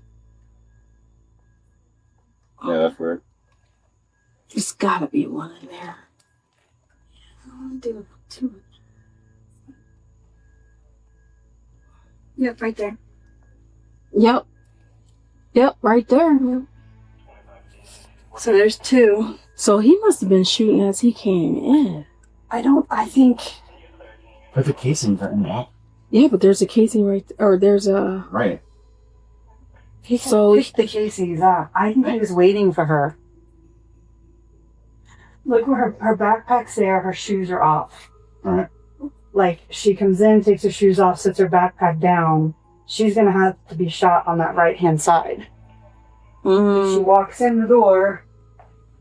and then he comes out Down, he's sitting over here. Yeah. Uh-huh. And then he walks this way. Unless it is on Do these cameras work? Do you know who has access to them or how to access them? This was mom's phone. Does it have a passcode on it? It's just, yeah. Do you know what it is? It's all zeros. All zeros. I think he was waiting for her. That's an officer standing in the front room roughly 45 minutes after arriving, reading the scene correctly. And he means the intruder. He has no reason yet to mean anyone else, but right beside him, another officer is looking at the floor. And what's on the floor is the thing that ends this. Is this you guys, do you think? No, that was not us, because we did not step in any blood. We were very careful. Does he have shoes on? Yeah, he's wearing sneakers. Alright. These look like these look like Converse. Yeah. Those look like Converse. Is she wearing shoes? The daughter came out this way too, so she's daughter's not? No, mom is not. Oh, mom's not? Okay. No. Yeah, it's kind of. Yeah, those are, I think, daughters. Is daughter wearing shoes? Yeah, she is. Yeah. Oh, it's right there. Right here. So she literally. He was laying on. So you go. Yeah. Jesus Christ. Mm-hmm. Yeah, she's sobbing. I should have said nothing more. She knows her mom's dead already. She said that they got into a fight tonight. Nicole talking to her or something. So that's what I need to see what she has on yet for shoes. Because they go all the way through. Mom's back here. First there. Her football feet. She got her sunglasses on. The flip-flops are right there by her feet. Like she just taken them off by the chair. You're trying not to step on me. Yeah. Dead bodies right there. Right over there. So the revolver. It's laying over there. I didn't see him in that chair. Fair enough. But obviously box the ammo. Alright. You going the whole time back here? Fuck. Okay. Because I was like, mine's. Fuck. No. Alright. I have not been on. Fair enough. Appreciate you. Yep. Have a good night. Good to be here for a while. I figured. Yeah, it's gonna be a long one. Oh, Joe, guys. And that type of night. Okay.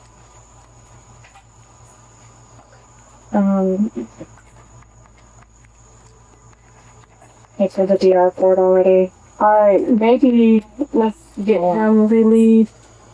Who's this right here? Kevin. Alright, let's get 262 relieved. I can take over that if you want me to. Yeah, come. Yeah. Well, of course I have to. I may be a sergeant, but dang. But thank you. Okay, I'm gonna go use this. Every officer you're about to watch has just been inside that house. They've seen the woman in the kitchen and the man on the bathroom floor. They've counted casings on 2 different sides of the building. And then they come back out to the front porch where there's a 16-year-old in a folding chair who has nobody. Watch what they do with that. Somebody stay on your way. There you go. Yeah. Just have a seat right here. Right? Yeah, over to the right. You okay? I don't know. I mean, physically, I guess, but I just not sorry. If I had just grabbed the phone. It just grabbed. It's fine. If you just grab the phone in time?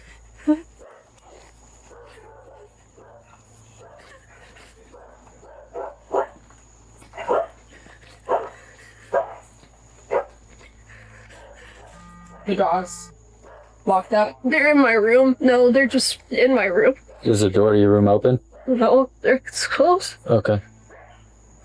You hurt anyway? Oh. Did you put on there? I wish Jacob was here. Yeah, 43.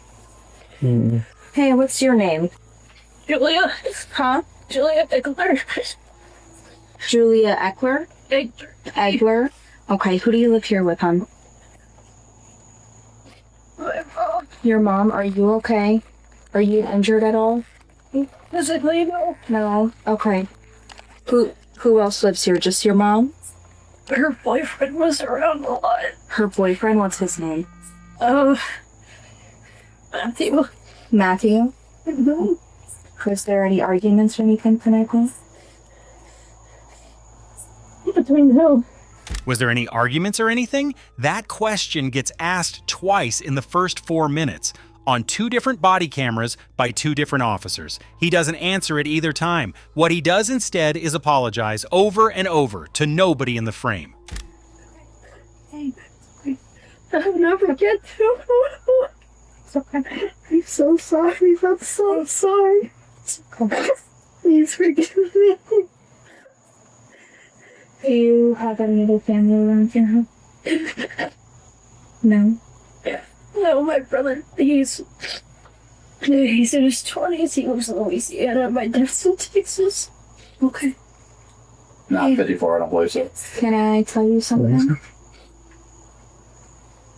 Your mom knows that we love her. I promise. Yes? I should have said it more. It's okay. I'm sorry. It's okay.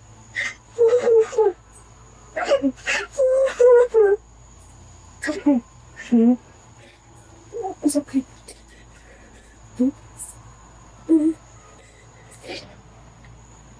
I'm sorry. I'm sorry so much. It's not a very manly thing to do.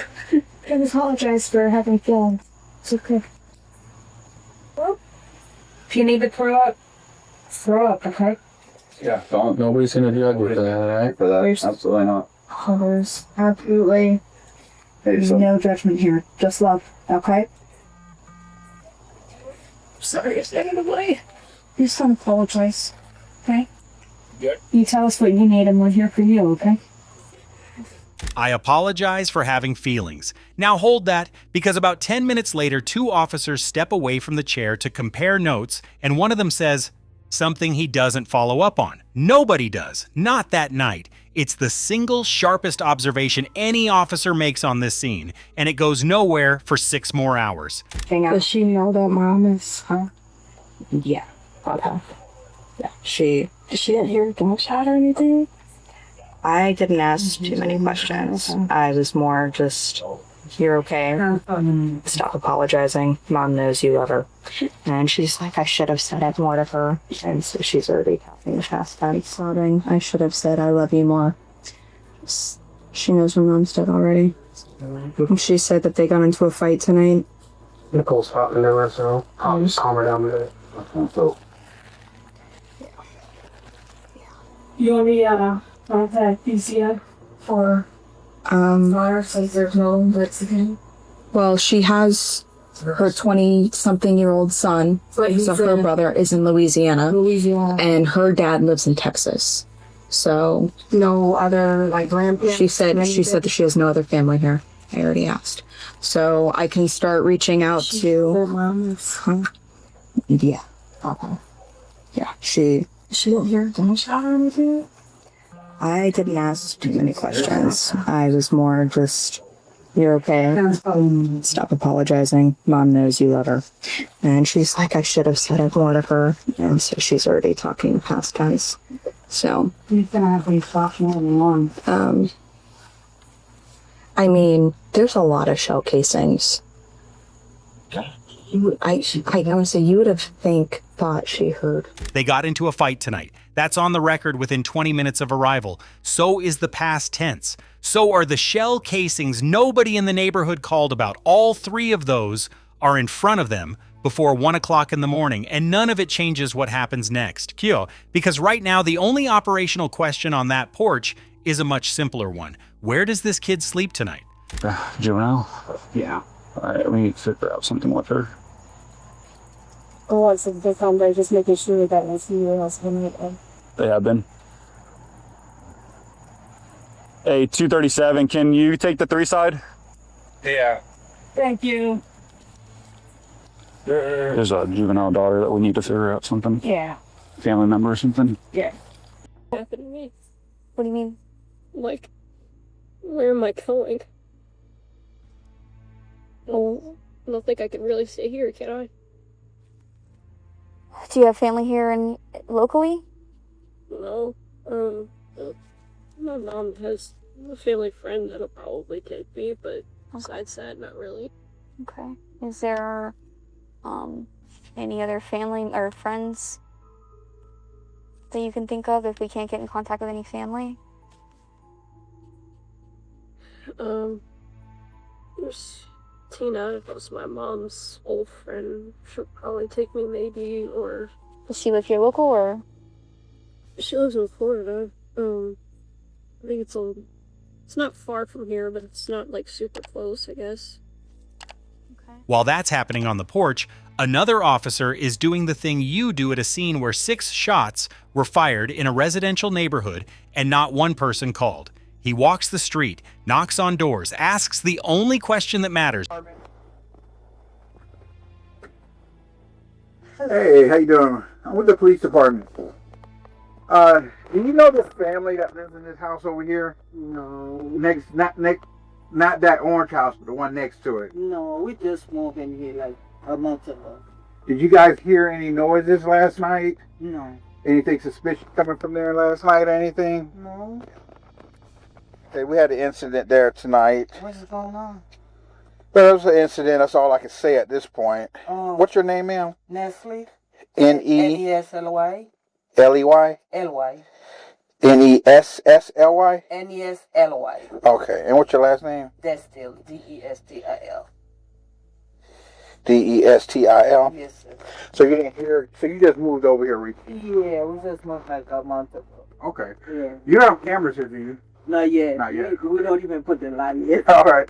Okay. Well, thank you. All right. New neighbors heard nothing. No cameras yet. That's the canvas. One house, one name, nothing. And it matters more than it looks because it means everything police will ever know about what happened inside 265 Venture Road has to come from 3 sources: the physical scene, 2 Ring cameras nobody's pulled yet, and the boy in the folding chair. Hey, Julia, I'm gonna move this chair, okay? Okay. Where do you want to move? Over here next to the car? Is that better? I don't even care. I can just sit in the grass. It doesn't get better. I'm not gonna let you sit in the grass, okay? I'm gonna put the chair behind down the driveway a little bit, yeah. Do you want to move her over to the other side of the sidewalk, to the side of the driveway, so she's not listening to everything you have to say? Secretary, can you step me back, please? I know there's a lot going on right now. I'm gonna give you 4 minutes, okay? You live here? Yeah. Who's your boyfriend? That was good. Who? Matthew? How long have they been together? About a year now. Okay. I'm just gonna ask you a couple basic questions so you can get an understanding here, and I'll give you a couple minutes to, work this off and process. Were you asleep? No? What happens over the next hour is not an interrogation. Nobody reads him anything. Nobody tells him he's a suspect. An officer pulls a chair up beside him, tells him to take his time, and asks questions in the order you'd ask a witness. And by the end of it, he will have given them every single problem the detectives use against him at 7 in the morning. He gives all of it voluntarily. Time of what? When it started. What started? When he came up the window. Matthew came up to the window? No, I don't know who it was. You don't know who it was? Okay. I didn't. This front window right here? No, it was glass sliding doors or back over. It was. You can go to that. Where was your mom at? Her and her boyfriend were out. They were buying. I was afraid for her back. Okay. And so they were out when you heard this person come up to the window? Mm-hmm. Okay. What time was this at? I know, I didn't look. I just saw a son feeding my dogs and running to my room. Was this like a couple minutes ago? No, it was like hours ago. Like a couple hours ago? Mm-hmm. Okay. So you're in your room. Do you hear this person moving around in the house? Oh, I'm sorry, it's gross. Yeah, I think I could. I think they broke. I think they broke something because I heard like loud banging. Okay. When did the banging stop? I'm not entirely sure. It was just. You get that over too. Yeah. But your mom was not home when this happened? Yeah. Okay. Did you hear her arrive home?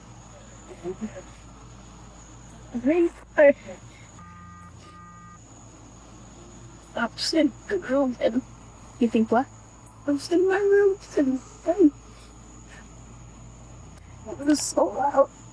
It was so loud. And then what was loud? It just was so quiet. Just silence. I heard. What was loud? Like yelling? No, I think I heard gunshots. Okay. And then I heard those. I knew that is someone that died. I can feel it, I don't know if that sounds stupid, but I just. So how long ago did you hear these gunshots? Like an hour-ish, maybe more. I couldn't tell how much time passed. It just felt like so long. The sirens was so loud. I couldn't take it anymore when I came out. The silence, it hurt. Nobody talks like that at 12:40 in the morning, 90 minutes after finding their mother. Or everybody does. That's the trouble with this entire hour. Every single thing he says can be read 2 completely different ways. And it stays that way right until the end of the video. Now the officer asks him what he saw when he came out. You're okay. That's completely understandable. It's a very traumatic and shocking event. What did you see when you came out? Similar now. Just a mess. Okay. Did you see anything other than... Well, there's those two words in there. Two people? Yeah, my mom and my boyfriend. And both of them. Who killed them? They don't know. They don't know who he was. So, you're saying that your mom and him weren't home when this person was breaking in to the house? Did you hear your mom and her boyfriend come home? Yeah, I think we did so. Yeah. Wasn't that real? I can't do anything but listen. Yeah. I just feel like my mom was coming. What prompted you to get enough courage to get out, to walk out of the room? It just took me so long. It was, and this was just so loud. Just couldn't take it anymore. Why do you think that is? I was too scared to. So sorry, Mom. So sorry. I had just been braver, faster. You should still be here right now.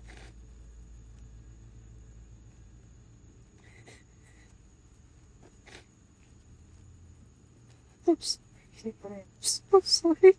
You should still be here. Now the officer moves on to the practical questions, and this is where it starts going wrong for him, though nobody in the frame reacts. The first problem is guns. He brings them up himself. Were your mom and boyfriend arguing at any point today? I don't think so, no. Okay. Is inside the home? Yeah, there was. There was? Where did it go? I don't know. How do you know it's not there anymore? I don't know. I went into my mom's room and before I called 911 because I wanted to see if he was still here or not. Okay, what did you do when you were in your mom's room? She has this lockbox where she kept a lot of my things. So I looked in there to see if it's stolen any, like, electronics or anything, right? Because those are expensive. And I could see in the holster was empty. Did you see your mom and your boyfriend before you went to the room?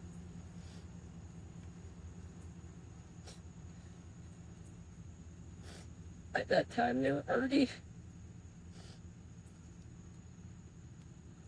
So you had seen them on the ground?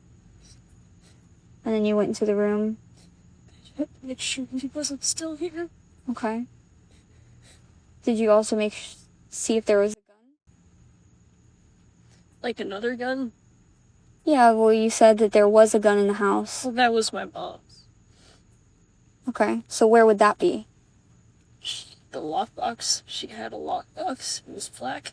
Mm-hmm. And that's the lockbox that you went into to see if there was some electronics or anything stolen. Was there? I don't think so. There was none stolen? Okay. But the gun also wasn't in the lockbox? I think my mom used to keep it in there because the holster was in there, but whoever came in took it. So whoever broke in came and took the gun? I think so, yeah. I mean, I didn't see it happen, but based off of what I think. So the intruder came through the back with a hammer, found a locked bedroom, kicked the door in, opened a lockbox, and somehow knew there was a revolver inside it. He says all of that.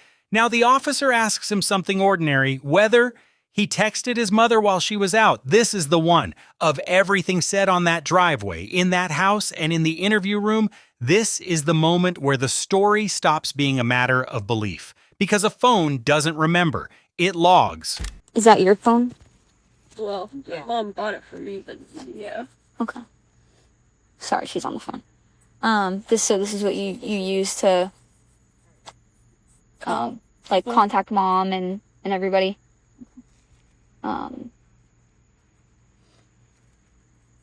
When was the last time you talked to Mom over the phone? Like, did you talk to her at all after she left? Not over the phone, no. I think I texted her a few times, but... Can you pull up those text messages? So I can get a good time frame here.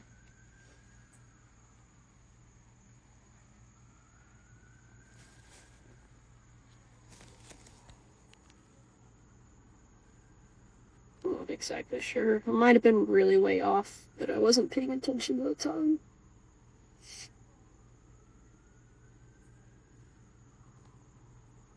Okay, so you guys are having conversations, but you said it was light out when someone started breaking into the house.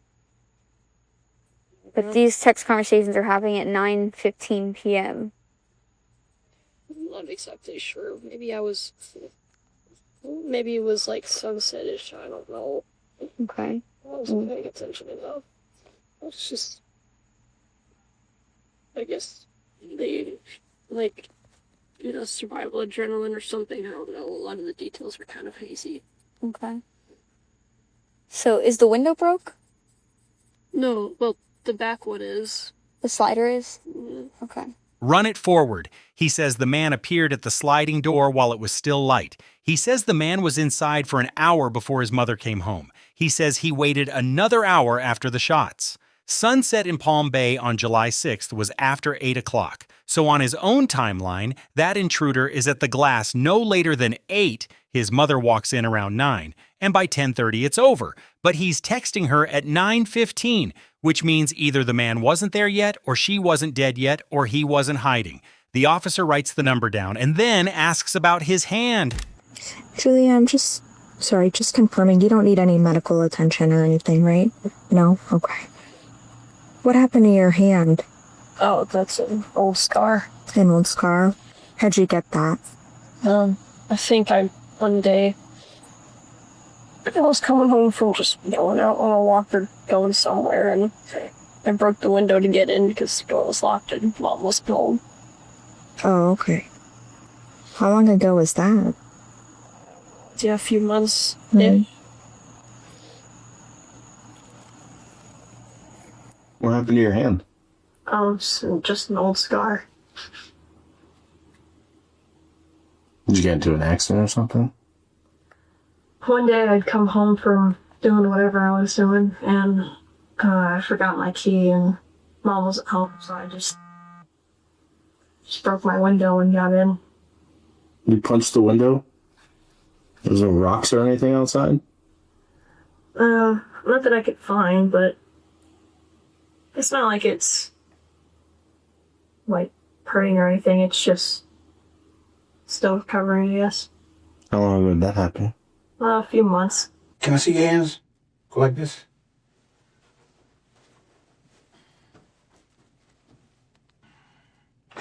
And go ahead and pull them over. Turn them over. I see a little mark there. What is that from? Well, it's just a little scar that I have. Oh, yeah. Right hand. Okay. Are you right-handed or left-handed? I'm right-handed.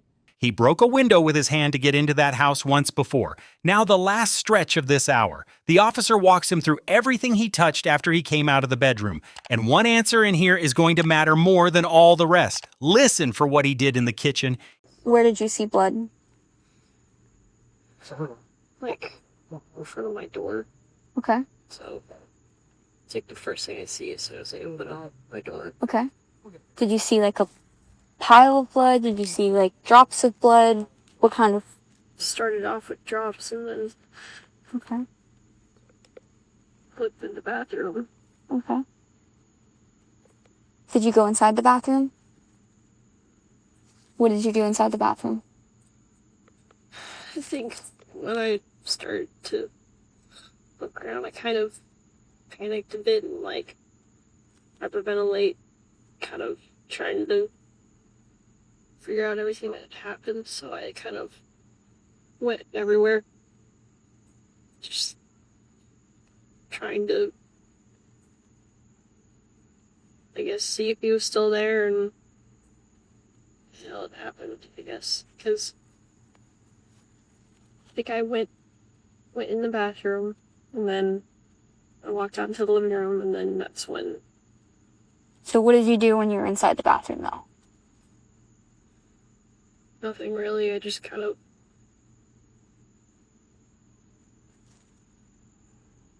I guess... taking it all in, I don't know, trying to process... I don't know. So how long were you in the bathroom, would you say? Maybe like... I don't know, a few minutes maybe? While you're in the bathroom for a few minutes, did you touch him? Did you touch anything inside the bathroom? I think I turned on the light, but I don't...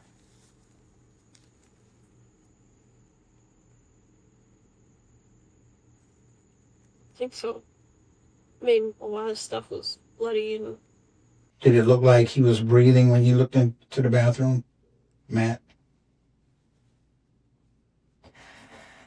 I think I could hear him faintly, like... his, like... gurgling. Okay. Did you walk over to your mom?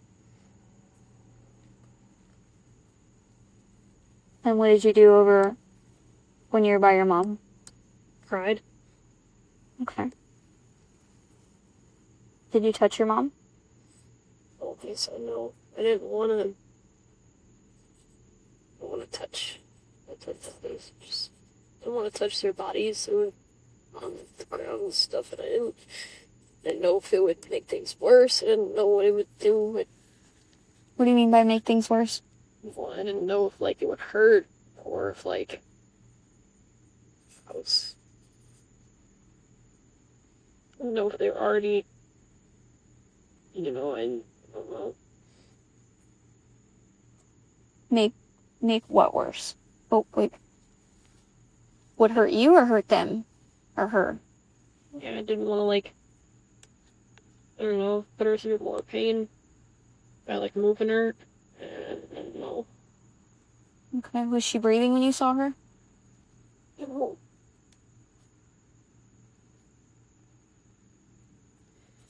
I don't think so. Did you check to see if she had a pulse or anything like that? I didn't touch her, so no, but I didn't hear her breathing, and there was a big pool of blood, so I just assumed yes. Did you touch anything while you were in the kitchen? I think I might have cleaned my shoes off a little bit because they were gross from walking around. Okay. So you clean your shoes off with what? I believe there was, like, paper towels. I don't remember if I used disinfectant or water, but I remember wiping off, like, the ridges of my shoes a bit. And the ridges, are you talking about, like, here? Yeah. Okay. So you wipe this part of your shoe off. You say with paper towels? What color were the paper towels? Just white. And where did you put those at after you used them? I just threw them away in Like- the garbage. In the garbage that's in the kitchen or the garbage outside? The garbage is in the kitchen. He wiped the treads of his shoes with paper towels and put them in the kitchen trash. Officers photographed those shoes at the station a few hours later. And before that happens, there's one more thing he offers on that driveway. It's completely unprompted. A suspect. So we want justice for your mom and her boyfriend and figure out who did this and why. Is anybody come to mind? Didn't think for a minute. I'll give you a couple minutes. I know that, I don't know if this is relevant or not, but I know that my mom told me once that, this is just my mom telling me, so I'm not sure how accurate it is, but a while ago, my mom said that, so remember when I told you that her boyfriend used to live over there? Mm-hmm. And that's, who lives over there is, Matthew's brother and, like, his family and stuff. Okay. My mom told me once that they were really into, like, drugs and stuff. I don't know if it was someone who had some kind of like grudge and came after them, or because I don't know, they didn't really seem like they. This is just me like thinking out loud. Yeah. But they didn't really seem like they wanted me in particular. It was like, because if you think about it, so I know that there was dogs and stuff barking, and you don't like go into a room with a pit bull in it. That's obviously a dumb thing to do. Right. Like, if you think about it, a pit bull you don't know. You don't know if it's, pit bulls, their reputation, whatever. But I don't know. It's just me thinking, like really racking my brain about it. But I genuinely don't know. It's just speculation, I guess. So what you're saying is when they were in the house, it didn't seem like you think they knew you were there? Well, I think they saw me, but I don't think I don't know. I didn't really pay attention to, I was mostly focusing on getting my dogs and me out of trouble, right? Because I had them for years and love them with all my heart. I mean, I'll be honest, if that house caught fire and I was stuck in my room, I'd break the window and I'd let them out first before jumping out myself. I love those dogs with all my heart. So that's why they were the first things I grabbed. And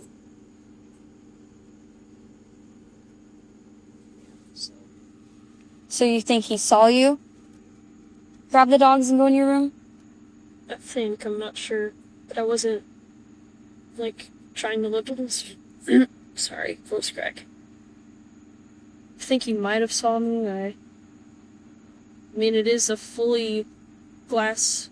Right. So I'm assuming he saw me. So why do you think it is that he didn't come after you? The dogs. Why do you think that didn't scare him away?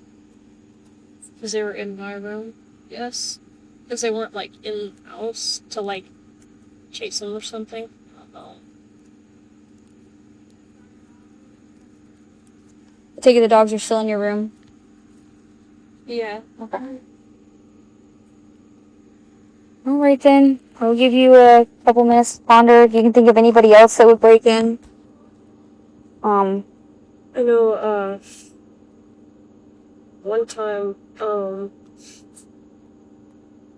my mom had left, I don't remember whose bike it was, but there was a bike by the garage or something, and, my mom had, like, the ring, right, and there's some kid that had walked up to, like, front of the house around there and was kind of, like, looking, and I think she got it on the ring. I don't know if she kept got on the ring of him being, like, there was, like, a group of them, I think, and,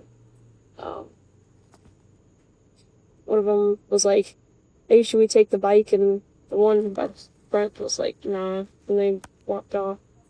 I think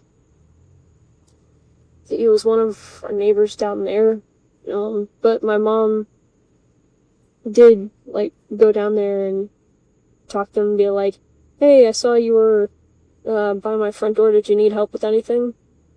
She told me that she kind of did that because she wanted to, like, let them know that, like, hey, we have cameras and we can see you, so don't come by our house, but at the same time, not, like, threatening. I don't know if that's relevant at all. Alright. How long ago was that? Months. Okay. Alright. You swear that everything you told me is the whole truth, nothing but so help you God? Is that a yes? Yeah. Yeah. I'm sorry, I'm just... Nope, I got you. Processing. He just told them about the Ring cameras himself. He brought them up. And in the time between that sentence and the end of this hour, 3 more things happen on that driveway that nobody in the frame treats as unusual. He's searched, he's given water, and an officer sits down and tells him a story about someone she lost. Hey Julia, did anyone check you? I just want to double check you and make sure there's nothing on you, no weapons or anything like that, just for everyone's safety, okay? Do you mind standing up for me, hon? Alright, and if you just turn around, put your hands right here on that thing right there, okay? Right here. You're not in trouble or anything, but this is just for everybody. Nothing on you that's gonna poke, stick, or stab me on. Me.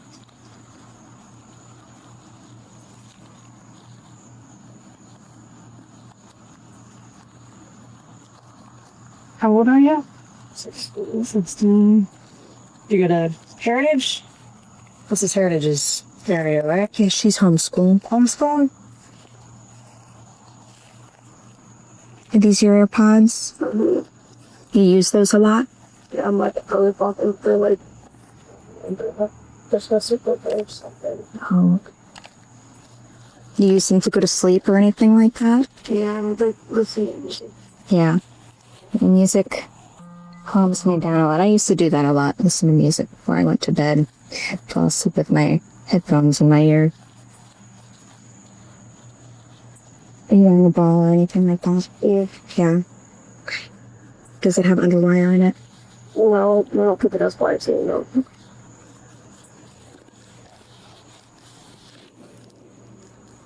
You probably called the detective and I probably missed it.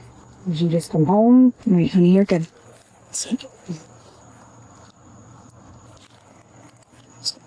Okay. Yes. Yeah, you're good. You can sit down.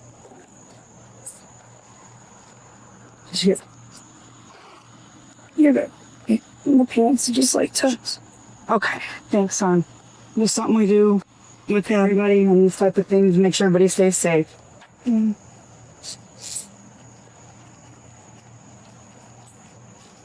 You guys go exploring a lot, huh? Hit a lot of the springs? Yeah, I was like 10. When you were 10? Yeah. See, still living lazy, Hannah. What brought you guys down to Florida? Just, nostalgia and whatever, because when I moved to Louisiana, is where I used to live, and started missing it and family problems, so. Yeah. Yeah. Family problems will get you, you know.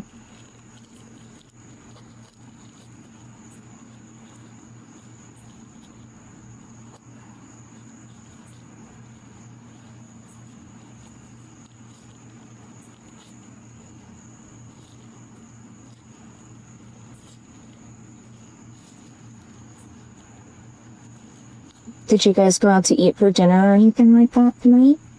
Tonight? Yeah. No. What does Mom do for work? Hospice and, elderly care. Is she a nurse? I think she used to be what's the word? Like a medical assistant or? Well, it's vet tech. Oh, okay. Okay. And so now she just was assisting for nursing and stuff? Yeah, on care.com and stuff like that. Oh, okay. How long has she been doing that for? A while now, a few years. Does she like it? For the most part, yeah, but it wasn't a good steady pay. Does she work from home a lot too, or do anything online? No.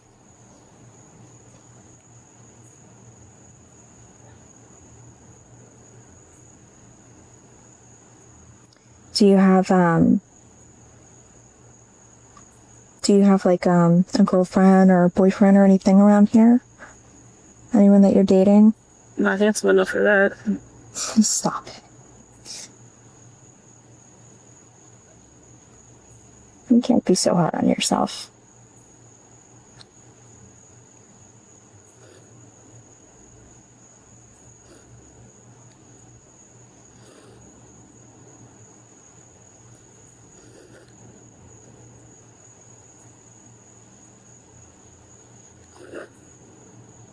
I wish my brother were here. He was so much stronger and smarter than I am.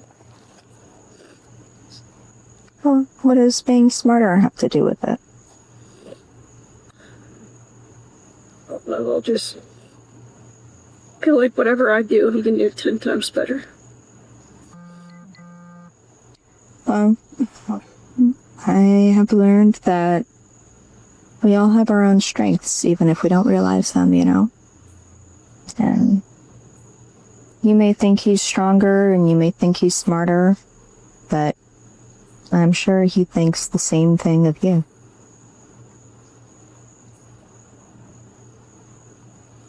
I had a friend who was one of my best friends, and he was remarkable. I mean, he was younger than me too. Just remarkable. Good at absolutely everything. Didn't have to study.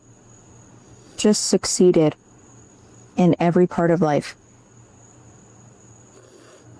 He and I could say the exact same thing, and just his delivery alone, people thought he was funnier, right? And absolutely everything he did was to impress his brother, his older brother. And his older brother was his idol. And we didn't see him do anything without him saying, oh, you know, my older brother does it better, you know. My older brother's smarter, my older brother's stronger. He went into the military to be just like his older brother, and he became a cop just to be like his older brother, you know. He wanted to be just like him. And he thought his older brother was just, that was his hero. And unfortunately, he's no longer with us, and he struggled with a lot of mental health issues, and, you know, he's not here anymore. And talking to his older brother, he thinks the exact same thing, but reversed. He thinks his younger brother was his hero. And he thinks his younger brother was smarter than him, and stronger than him, and a better person than him.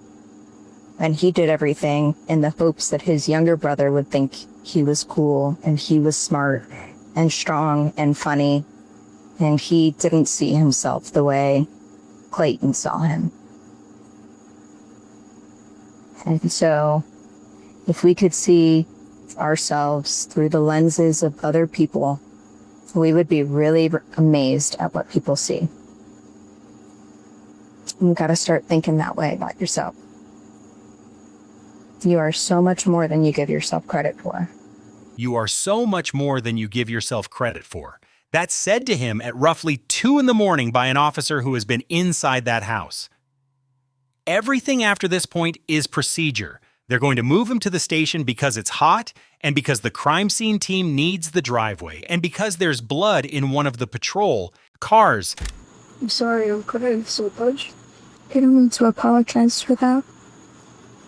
But also very guyish thing to do, but yeah. On the contrary, it is. My husband cries all the time. Very emotional. Also one of the most manly men I know. Don't feel bad about it.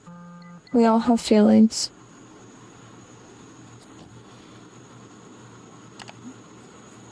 Yeah, that doesn't make any sense to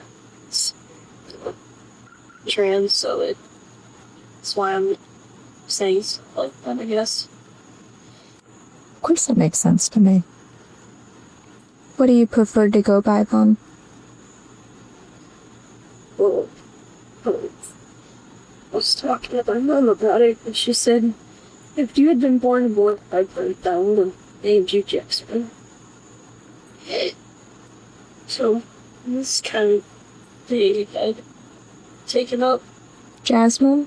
Jasper. Jasper. I haven't really changed it yet, but yeah, that's what I usually tell people. Would you prefer I refer to you as Jasper going forward? Appreciate it. Okay, I will. It's a camera that they're putting on a tripod. They're gonna start taking photos of everything.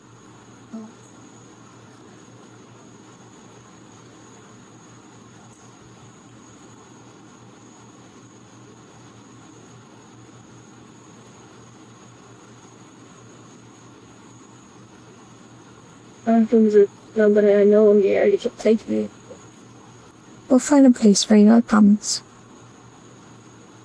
I'm going to jail. Why would you go to jail? You can't put me anywhere else. It's not what happens.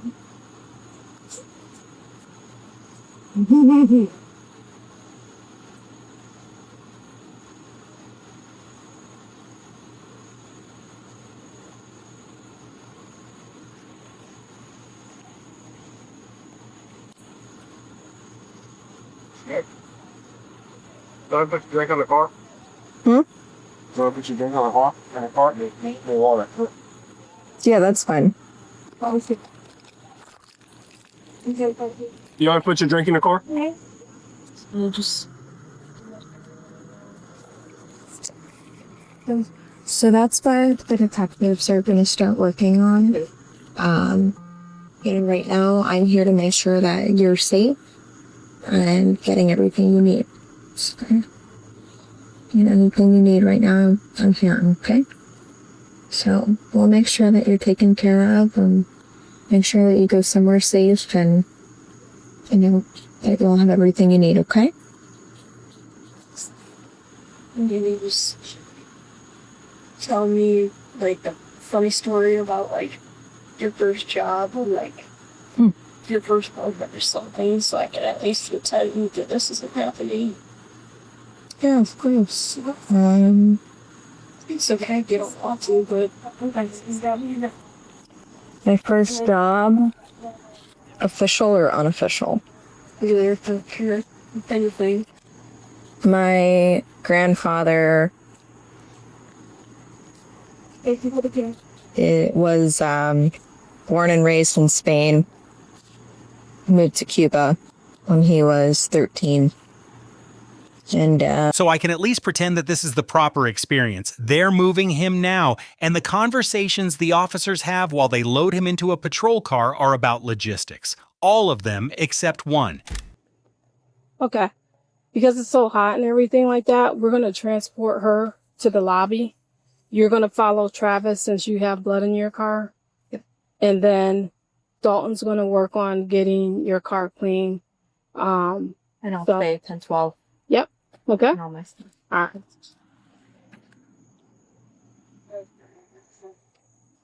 You're gonna ride with my partner, Officer Dumont. Okay. And I'm gonna follow, and then we're gonna. It's so hot out, so we're just trying to get you out of the elements. I was going to say my 1015 has a Hep C. So my car needs to be cleaned. So she had blood all over her. Yeah, we went back and forth on that. We'll figure that out because they said the same thing about the cells. But then she said that her last doctor's visit, she's clean. I told Monica to keep that out of her DNA that she drank out of. Yeah. Yes. So. And he's gonna search her again, right? Yeah. Before he puts her in there. Yeah. That's mine.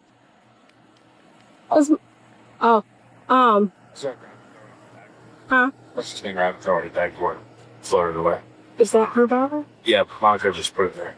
Yeah, I don't know what that for her. Just why I grabbed it. Okay. So this way, and then, I know I searched you before, I'm just gonna search you again. Some people are a little more sensitive about it, and I understand that, so. Alright, just go ahead and stand here for me. Thank you.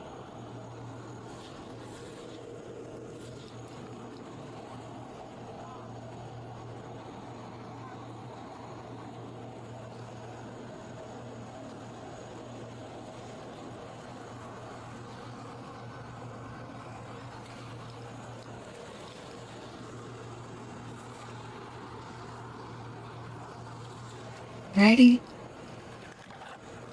Yeah, and take a seat. There's a seatbelt here if you want to use it. We're not going far, okay? And Alright, you guys will leave out this way and then I'm gonna forward it off. He is not under arrest, he hasn't been read anything, he isn't in handcuffs, and the officer driving him doesn't know very much about what happened tonight. From just after 3 in the morning until sometime past 7, he sits in the lobby of the Palm Bay Police Department waiting for detectives, and almost none of it is about the case. Hey, where are we going? Okay, I didn't know if they were going to do a special room or anything like that. I'm just gonna go hang out in the lobby. In the nice, refreshing AC. Too hot with the sweatsuit on and everything? You just have a seat. Have you ever met our therapy dog, Toby? No? You go to school? What school do you go to? Homeschool. Homeschool? What's gonna happen to my dogs? Cute dogs? Probably end up getting released back to you. I don't know exactly what's going on. I was just asked to come and give you a ride back here. I have all that stuff. Oh? They're in my room. They have water and stuff, but Okay. Are you... Is there a family member that you probably end up staying with? A grandparent or something like that? we don't have family. What about any friends or anything like that?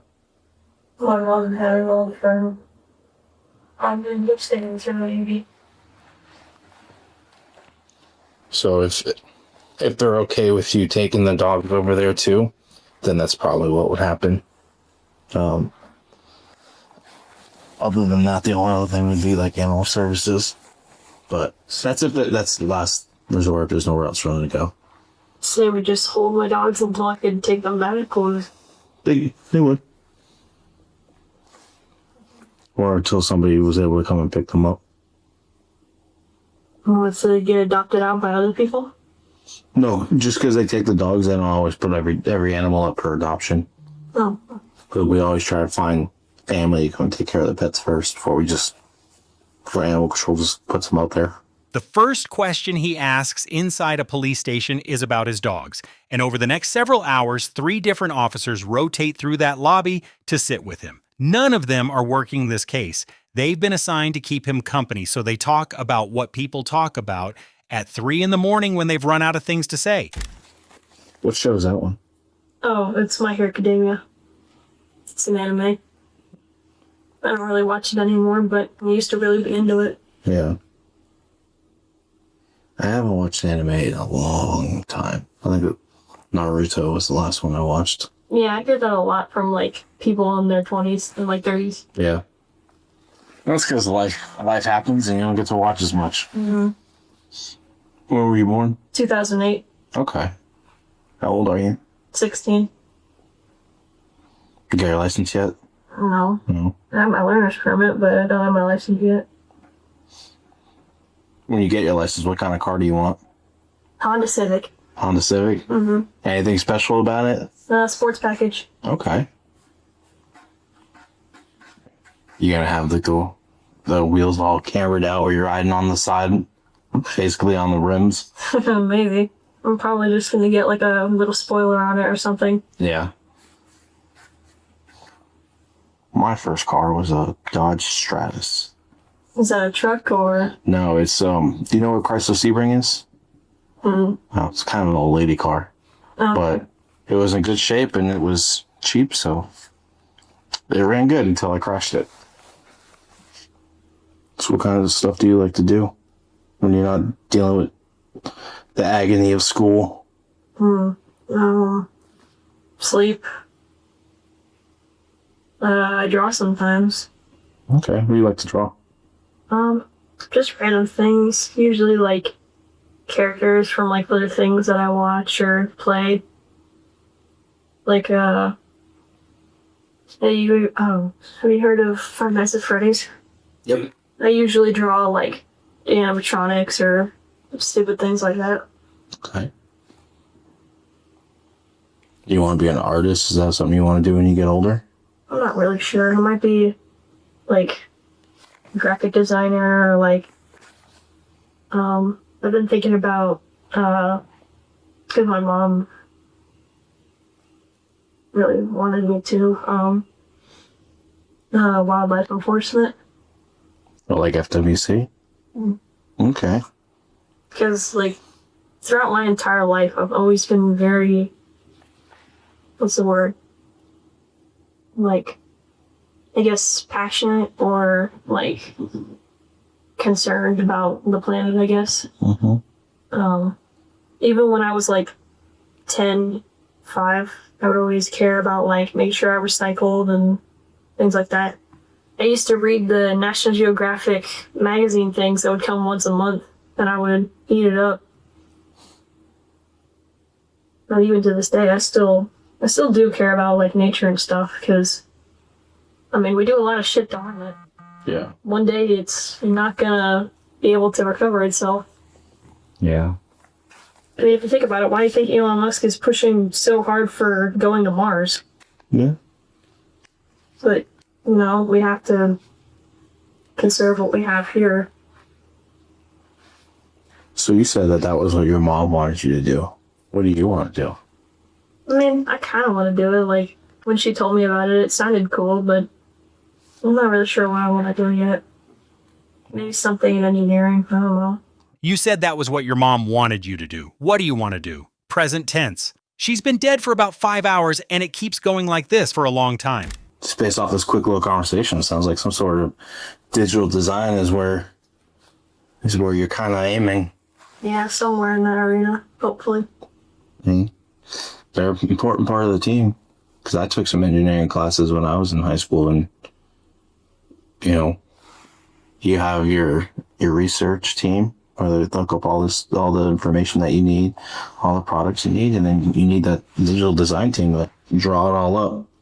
So that way you're not out there making it look like a potato. I'm not really into like drawing like blueprints and stuff like that. It's more like actual like artist stuff. I don't know, like animations or like, I don't know, special effects, things like that. Well, maybe some sort of educational outreach where you're designing posters and stuff like that. Probably end up going to art school one day. There you go. You ever thought about Full Sail in Orlando?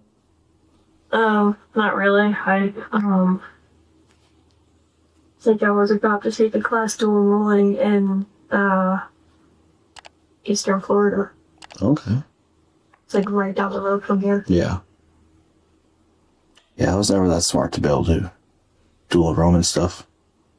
Hence why I'm here. I mean, belts are still important. As much as people hate them and thrash them, they're still important. I appreciate that. I mean, I think I wouldn't want to do it myself, of course, but I think that a cop is a job worth doing. Yeah. It's not a glorifying job, but it needs to get done. Somebody's got to do it. You know, it's funny. That just reminded me of the whole Trump and Biden debate thing that happened. Did you watch that? I did not. Dang. Well, Not very big into the politics.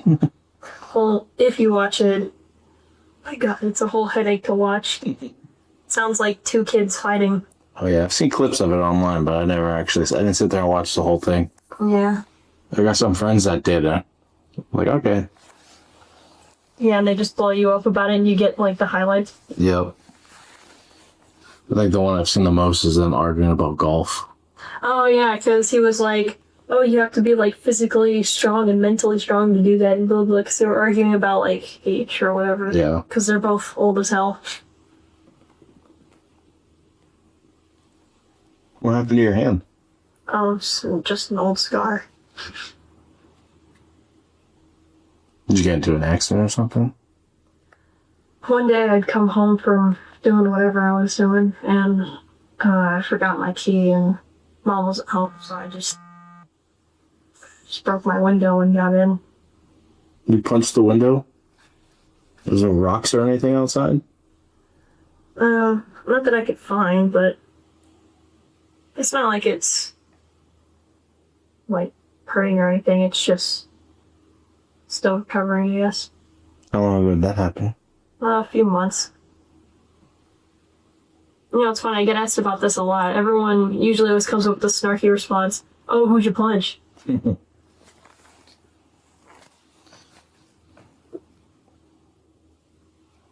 No, it's too much of a unique shape of a scar for it to be punching somebody.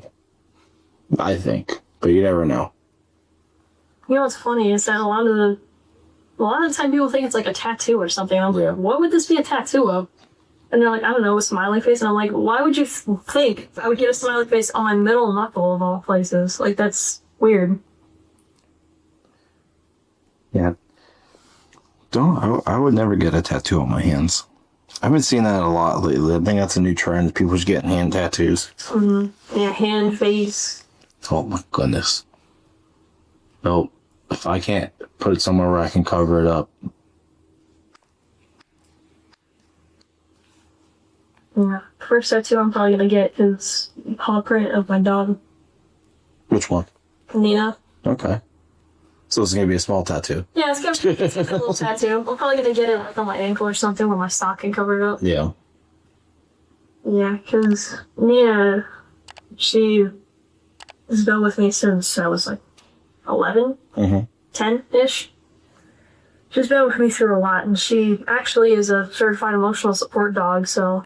Okay. So what now? Do I just stay here for days? No. No, you won't be here. I don't know how long you're gonna be here. Oh, I honestly don't even know a whole heck of a lot of what's going on. I was up at the hospital with no radio signal, and I was just asked to come down and give you a ride here. So what now? Do I just stay here for days? That's the question a person asks when they're worried about inconvenience. And a few minutes later, the officer notices something and asks about it, and gets an answer that is completely true and completely unusable. Yeah, it's...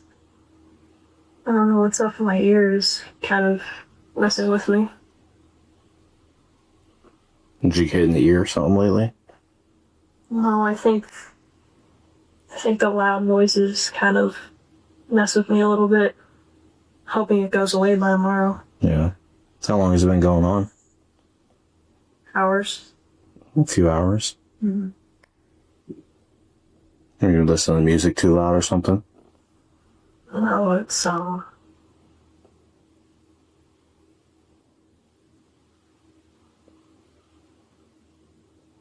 radio. Huh?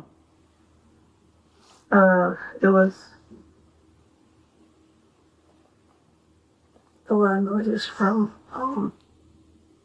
the gunshots What gunshots?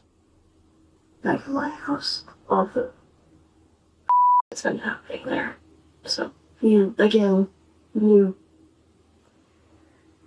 wouldn't know because of you just coming and picking me up and basically leaving me. Do you want to fill me in? Basically, someone broke into my house and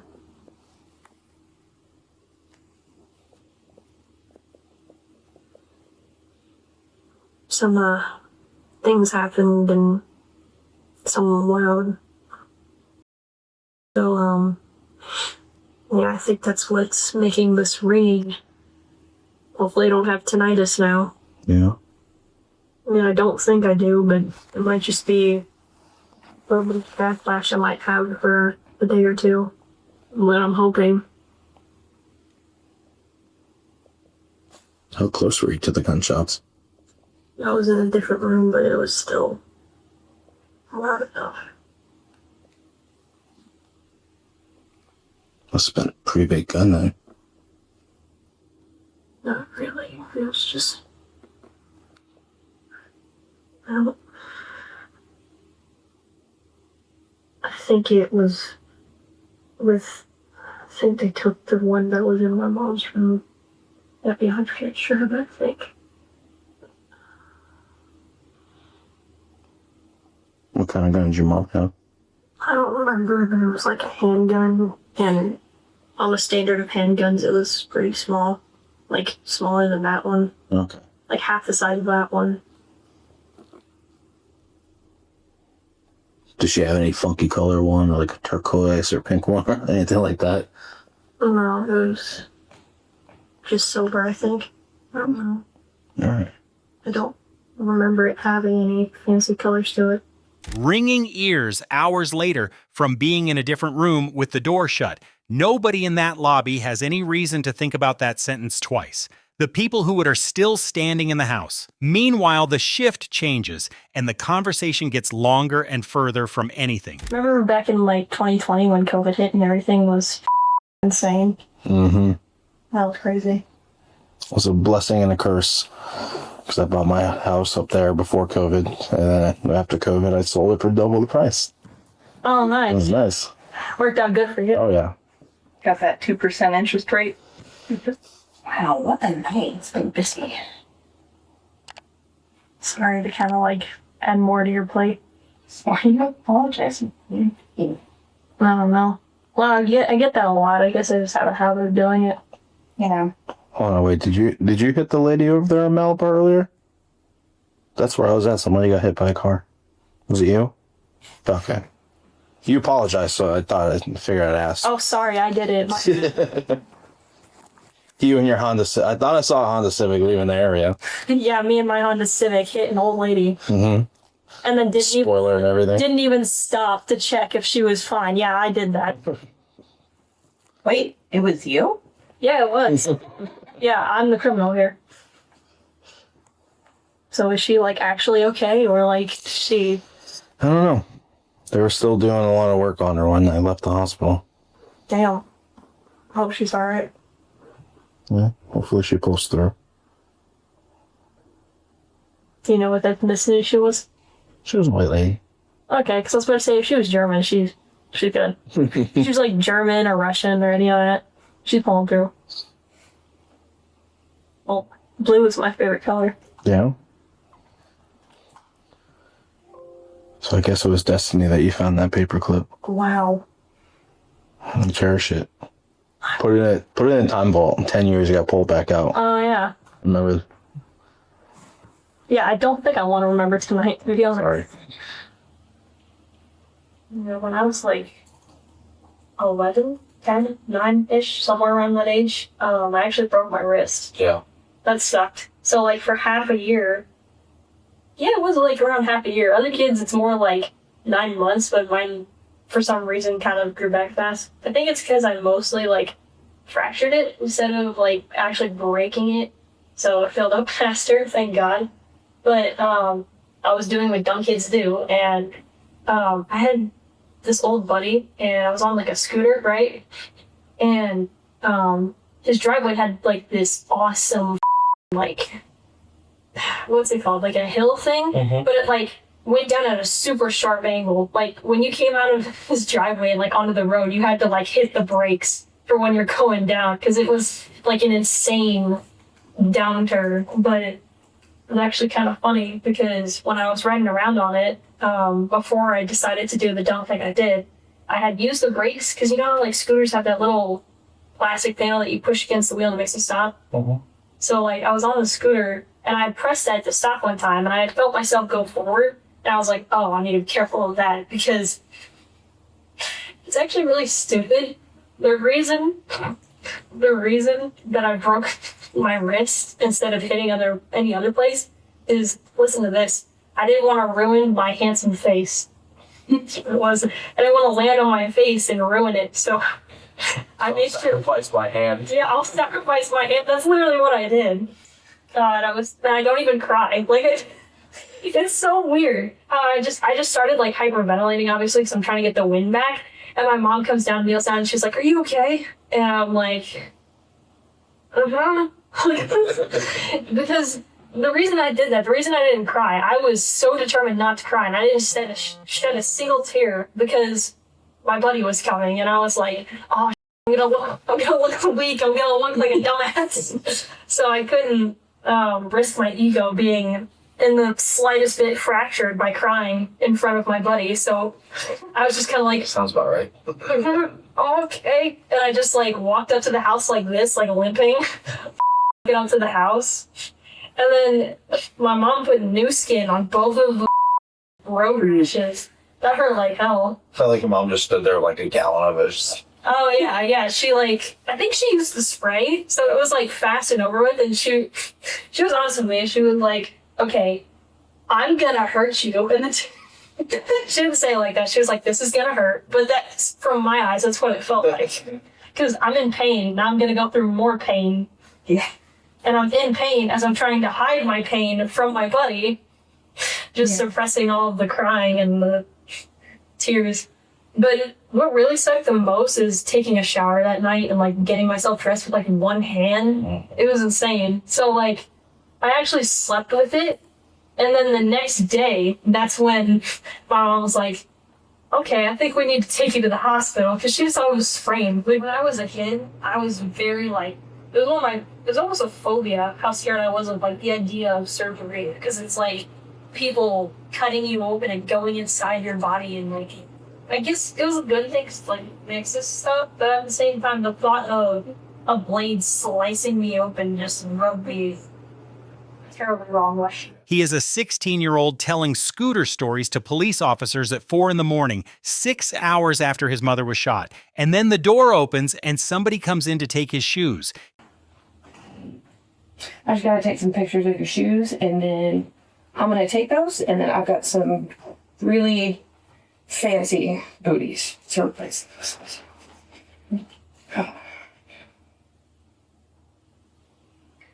You need me to like stand up and walk away? Yeah, I'll just have you stand right here for me.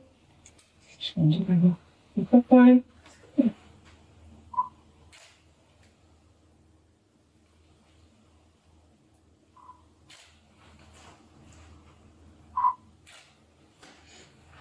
Anyways, you can go ahead and sit down and we'll check. Can I do it? Or... Yeah, that's fine.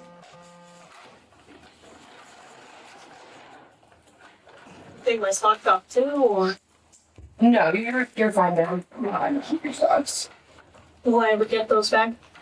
That is not up to me. Okay.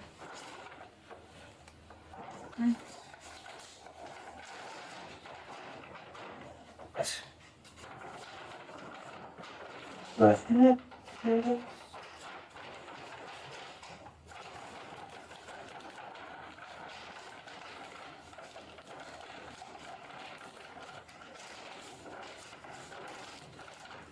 a trash can right here.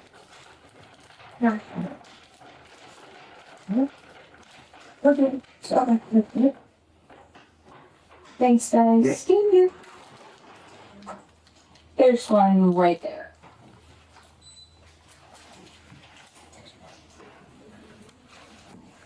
Alrighty. I was told I need to leave. Okay. I got you some Sheila up there. Really nice Sheila. Thank you. Whoa. Spoiler alert. What? She doesn't like Cheetos. I refuse to accept that. I didn't say I didn't like Cheetos. I was just trying to make him feel. She's just trying to start. Oh, okay. I mean, they're alright. I just don't eat them very often.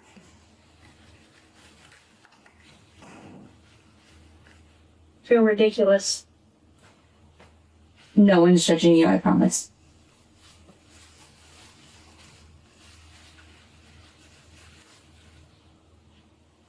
These look like Yeah, those look absolutely ridiculous. I'm not gonna lie to you. You know what these? What do these remind me of? They remind me of like big old Mario, the white shoes. Yeah. Clone Goofy, or like Mega Man, something like that. His shoes are in a paper bag now, and he's in booties, and there are Cheetos on the table. It's somewhere past 4 a.m. He's been awake since 2 p.m, and what he does next is the single most discussed thing in this entire case. He goes to sleep. If you want to lay down for a little bit, you're more than welcome to, okay? I don't think I'll be able to sleep. Okay.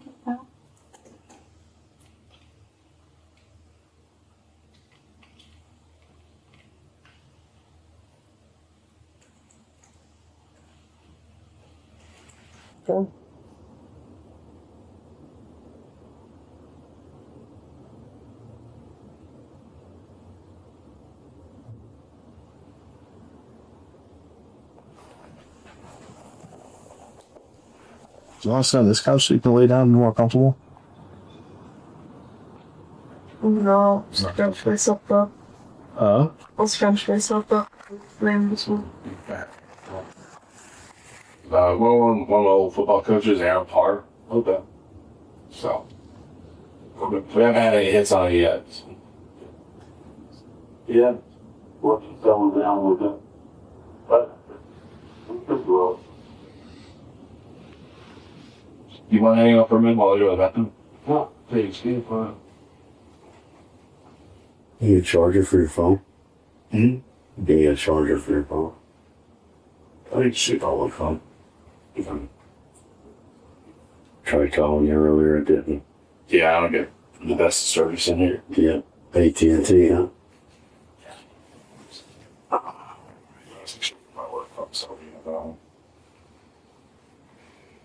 These cameras, of course, okay. What? These cameras, of course. Nice. Soon, it's at 3. He sleeps for a while, and then sometime after 6 in the morning, an officer walks over and wakes him up because breakfast is a reasonable thing to offer someone who's been in your lobby all night, and because the detectives are almost ready for him. Hello? Didn't mean to wake you up. Tell me your first name again. Julia. Julia. Julia, are you hungry? Yes. What would you like? What would you like? I don't care. You like sausage? Like a sausage biscuit or something? Sure. Like hash browns? Yeah. Okay. What would you want to drink? Just water. Okay. My last question. We're working on family members. Do you have a father? Yeah. You do? Okay. Can you tell me his name? Again, I'm sure you've already been on this road, but I just want to confirm some things. Chris. Chris? There. Chris Segler.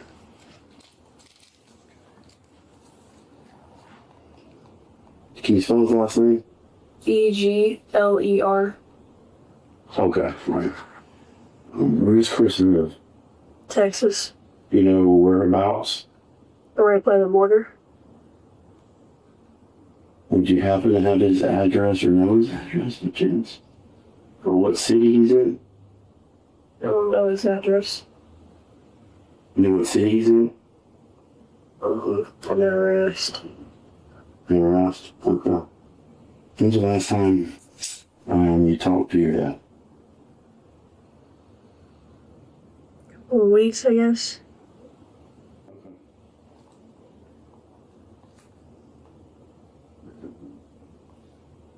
You know his phone number off the top of your head? But it should be in my phone. Okay. What would it be under? Just Dad. Okay.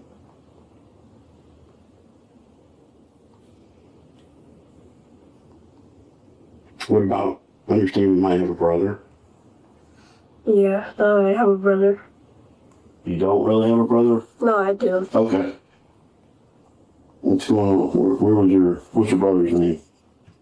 Jacob Linton. Alright. I appreciate it. I'm gonna work on the food for you. And I'll be back with you soon. 250 is gonna come here and relieve you in the next 20 minutes. Sounds good. What time is it?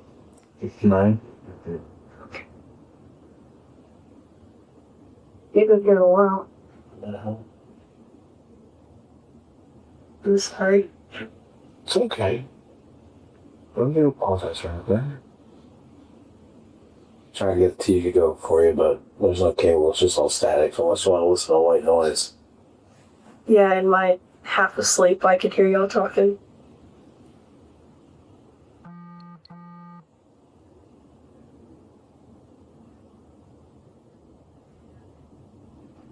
It's funny, part of me doesn't even remember falling asleep. I was just... What was that? I said it's funny.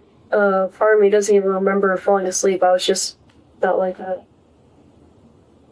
That's when you know you're tired, is when you're just gone. Oh, yeah. Especially cramped up on that little couch. Yeah, when time just Are my dogs still at the house? Huh? Are my dogs still at the house? Yeah. So your dogs are going to be going to animal control? This is over the whole situation. I was taking care of that. And then they'll be coming with me? Hmm? And then they'll be coming with me? And then you and whoever you're saying with guys can go pick them up and whatnot. Okay. Here you go. I got some extra hash brown too. Thank you. And then I have a bottle of water, so. Everything good? Everything good? Alright, how if you need anything. Will do. Julie, we'll see you later. You went to, I don't know. I don't know if you're into black clover, so that's kind of where I'm at. Yeah, you're welcome to work this. I'm just gonna prop it up and just let it download a little bit. Yeah, I'm pretty sure I watched like the whole thing on that. Oh, really? Well, tell me don't get any spoilers. I won't. If I had a better signal in here, I'd download whatever you want, but some of these are hopefully already downloaded. Yeah, I got you. Unfortunately, my cell phone is a great service. Did you watch Death Note? No, I've never watched it. Yeah, I hear it's good, but I think I watched like one episode, but my work was already watching it, so I didn't want to come in the middle. Is this a full episode? 22 minutes, yeah. Okay, cool. Let's see if I can get this to work. I want some volume here.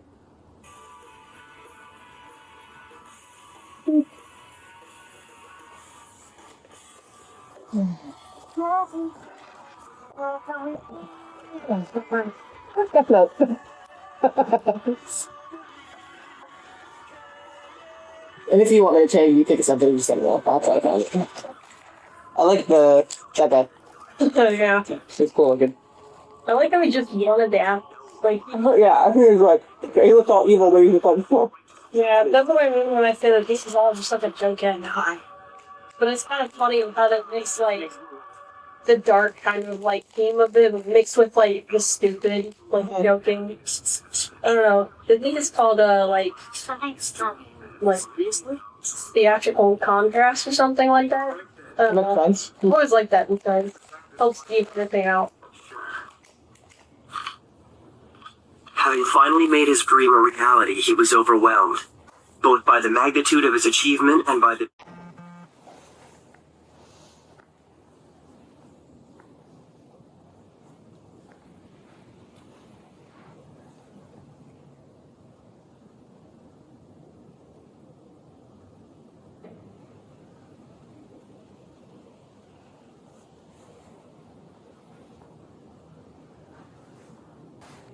Where did he go? Let's go back this way.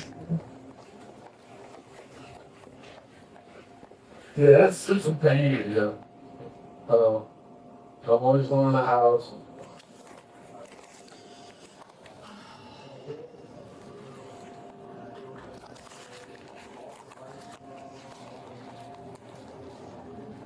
Where'd you go? I was like, where'd you go? Just sit right there. Point me in there and say, All right, hold on this way, Julia.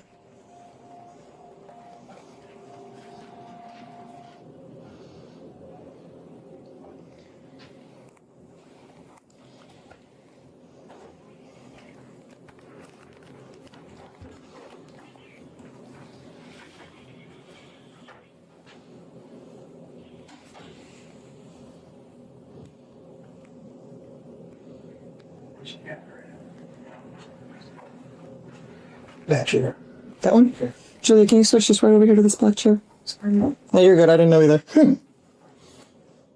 6.5 hours after the first officer walked up that driveway, 2 detectives sit down across from him. They already know. They've been in the house. They've seen the footprints, the glass, the cameras. Detective Cedric has 28 years on the job, and he has already decided this boy is lying. And watch how he opens. Hi. I was informed that you like to go by Jasper. Is that accurate? Because I don't want to, you know. I appreciate it. Yeah. And what are your pronouns, if you don't mind me asking? I usually go by he. He? Okay.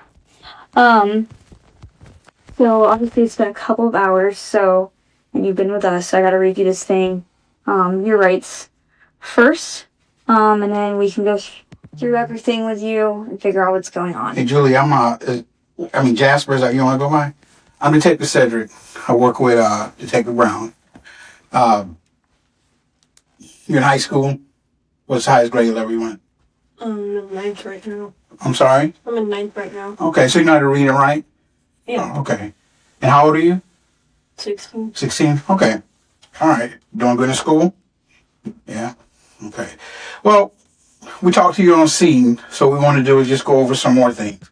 At first, what we do is go and look at the crime scene, and then we come back and ask you questions that make sense, that helps you make sense. Okay? Because we wasn't there. Okay? I never met you before. I don't think Detective Brown never met you before. So, which is a good thing that we don't know you, you know. So, she's going to read you your rights. It's called Miranda warnings. And then from there, we're going to go ahead and talk. You can ask us questions too if you want to also. Okay? Which is a good thing that we don't know you. Now Detective Brown reads him his rights. Listen to what gets said immediately after, because the two things do not sit comfortably together. So you have the right to remain silent. Anything you say can be used against you in court. You have the right to talk to a lawyer for advice before you ask any questions and have a lawyer present with you during questioning. If you cannot afford a lawyer, one will be appointed for you before any questioning if you wish. If you decide to answer any questions now without a lawyer present, you will still have the right to stop answering at any time until you speak with a lawyer. You may choose not to answer any particular questions. Do you understand each of these that I read to you? Now, we're reading you this based off, procedure. You're not under arrest, you're not in trouble, but just because of the amount of time that you've been here, just standard procedure. You just want to be fair to you, that's it. Right. You know, so. Okay. Do you understand those? You cool to talk? Figure out what's going on here? Okay. I'm just gonna have you sign right here. Thank you so much. You're not under arrest. You're not in trouble. A 16-year-old with no lawyer, no parent, no guardian. His mother is in a body bag and his only other adult relatives are in Louisiana and Texas, has just signed away his right to silence at 7 in the morning after 17 hours awake. And that signature is now one of the central arguments in this case. We'll come back to it at the end. What happens next is an hour of small talk. Now, did you eat earlier? Did you get something to eat earlier? Okay. Do you need something to drink? Because we have soda, we have water in the freezer we could bring you. I guess water's alright. We have Fanta, Coke, and Sprite if you want one of those too. Might as well just stick to water. Water. All the other stuff's just gonna dehydrate me more. I get that. These people don't get that. They be sipping soda like it's going out of style. But I always got water on me. Good choice. I like water as well. Now, your Matthew's brother, he has a dog too, don't he? I don't know, probably. Oh, you guys ever go over there and hang out with them? I think that's right. I think it was the dog that we helped him get, yeah. Yeah. What dog did you help Justin get? I think her name was Honey or something like that. But yeah, I think my mom got it from someone she knew. Oh, okay. Is it like a rescue dog? I don't know, I don't think so. She's gonna come take pictures of your clothes first before the call. And then we'll go to the bathroom and change out. I'll come back. You guys can manage. I'll go.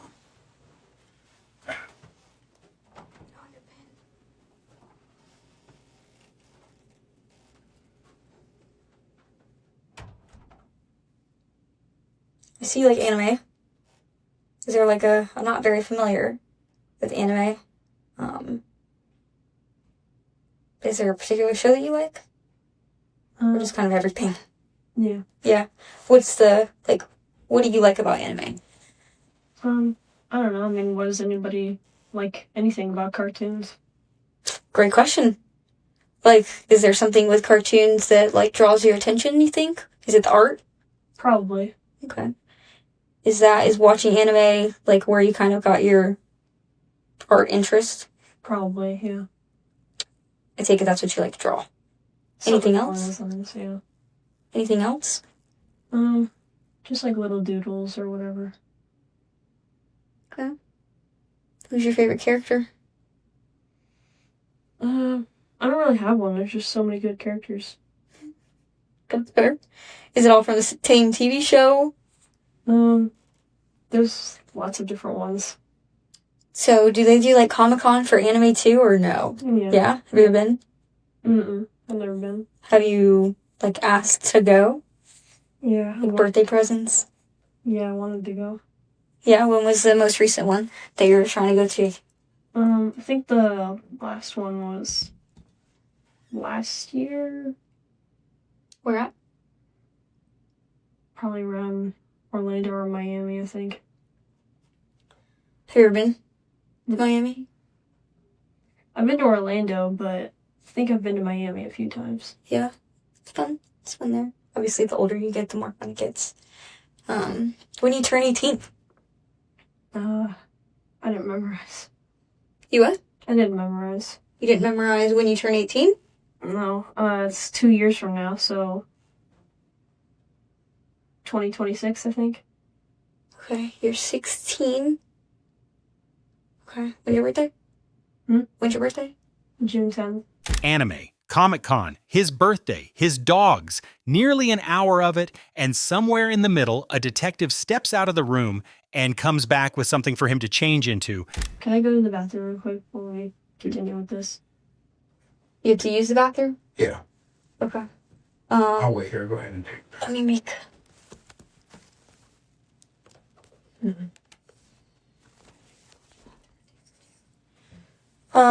Take it to the one in So while we do that, you're gonna use the bathroom.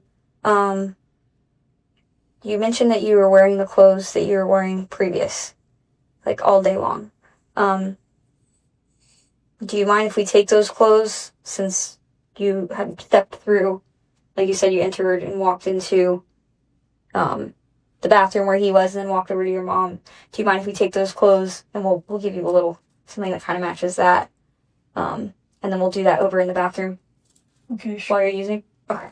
Give me 1 second. Let me go get this thing that you're going to wear, and then I'll come take you back. She's going to come take pictures of your clothes first before the call. And then we'll go to the bathroom and change out. I'll come back. You guys come back and clear it out. They photograph his clothes and then they take them. Same clothes he confirmed twice, on the driveway and in this room, that he'd been wearing all day and never changed. He goes to the bathroom, changes, and comes back. And when he sits down, the small talk is over. So Jasper, I've been doing this job for about 28 years now. I've been doing it for a while. And one thing I learned is that everybody that comes into this police department, a lot of them are good people that just make bad mistakes. Okay? Now, Detective Brown briefed me on what you told her out there on the scene. Okay? We looked over the crime scene, and some things are not adding up. Okay? And like I said, I never met you before. And I don't know what's going on in your house. I don't know what you're going through. You know, but I do have a feeling that you have not told us exactly what happened there tonight. All right? And it doesn't make you a bad person because it's probably scares you. Okay? This was a tragic event. All right? Okay? When people do things, usually there's a reason why they do it. 22 minutes into the interview, he's told they don't believe him. And then Cedric does the thing he's done for 28 years. He builds the exit, not an accusation, a doorway. Listen to how carefully it's constructed, because every sentence of it is designed to make the truth cheaper than the lie. One of the things I look for when I talk to people that's in here, one, I try to get the truth. Because good things come out of telling the truth. Because when you lie, and we can show that you're lying, it looks like that you have no remorse or you're hiding something. Okay? But everybody lies at first. They do. It's normal. Okay? But one thing I always try to find out is not just what happened, it's why it happened. Because that's just as important. Because there could be a good reason why this happened. Okay? But when you lie, it sounds like you're hiding something. So I want to start over with tonight. Can we do that? There could be a good reason why this happened. That's the offer. 28 years of learning that people confess to the reason before they confess to the act. And the boy takes it is just not the way Cedric intends, because instead of starting over, he starts the same story again from the top.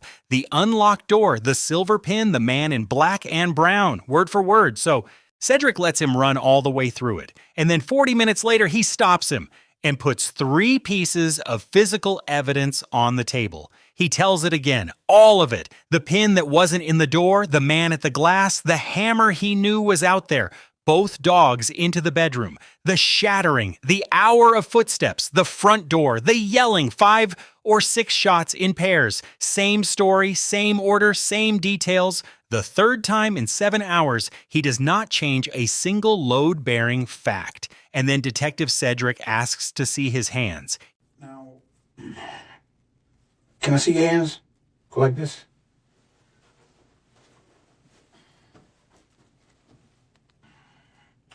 And go ahead and pull them over. Turn them over. I see a little mark there. What is that from? Well, it's just a little scar that I have. Oh, yeah. Right hand. Okay. Are you right-handed or left-handed? I'm right-handed. Okay. Now, so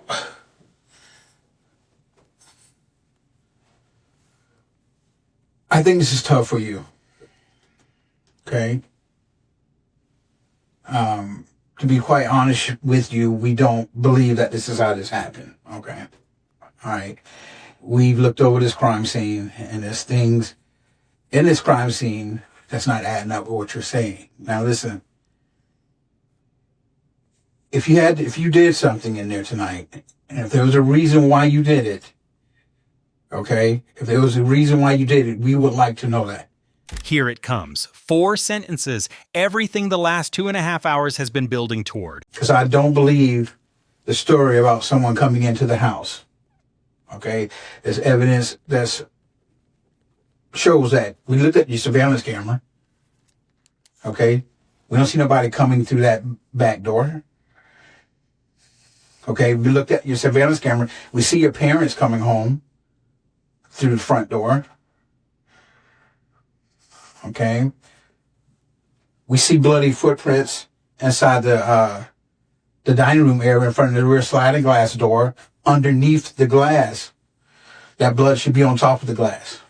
3 things in this case cannot be talked around. A camera over the garage that never recorded anyone crossing that yard. Blood on a floor beneath the broken glass, which means the door was smashed after the blood was already there. And a text message sent at 9:15 at night to a woman he says was already dead. The glass was staged, and it was staged by somebody who was already bleeding on that floor. Watch what Cedric does with it. He doesn't press. He goes straight back to the doorway he built 40 minutes ago, and he widens it. So, like I told you, I don't live at your house. I don't know what's going on in that house. But if you had to do something today that you thought you needed to do, we give you a chance to tell us that. Like I told you before, everybody that comes in this room, the first thing they do is lie, and that's normal. Because they're scared. They don't know what's going to happen. I'm fair, she's fair. We want to know what happened, not just what happened, why it happened. You know? Tell us what happened. I'm going to ask you straight up, okay? Are you the reason why? Did you hurt your parents today, your mom and Matthew? And if you did, was there a reason why you had to do it?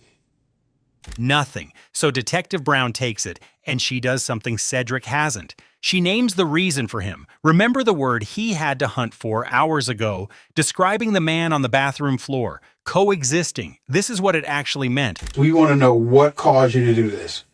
There got to be a good reason.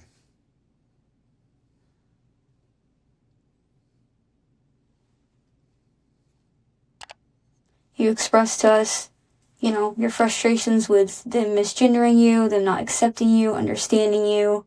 And those are all valid and human nature. I would be upset if someone was, calling me something that I'm not, or calling me a name that I'm not, or calling me a boy and I very clearly identify as a girl, that would offend me. As it would offend him. If someone called him a girl, I'm sure that would make him feel some type of way too. And it's perfectly valid for you to feel that way. But at the end of the day, we are here. This is reality.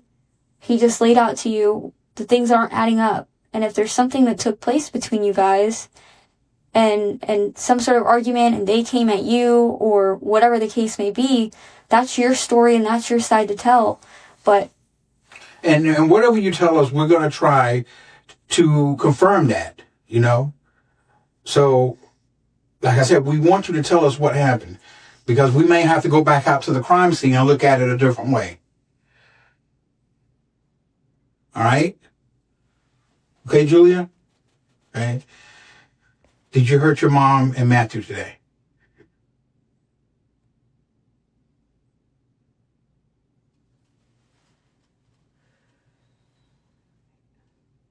Jasper, I know this is really hard for you. But you gotta be honest with us. And you don't want this following you around for the rest of your life. Okay? This is something you should want to get off your chest. Because I can tell it's bothering you. Something happened horrible in that house that caused you to react this way. What happened? And this time, be honest. Hey, Julia, look at me. I'm not here to judge you.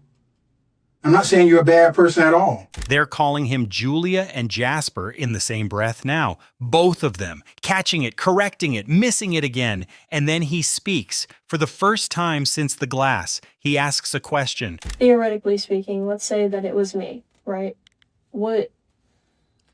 We're going to be honest with you. It's not really theoretical at this point.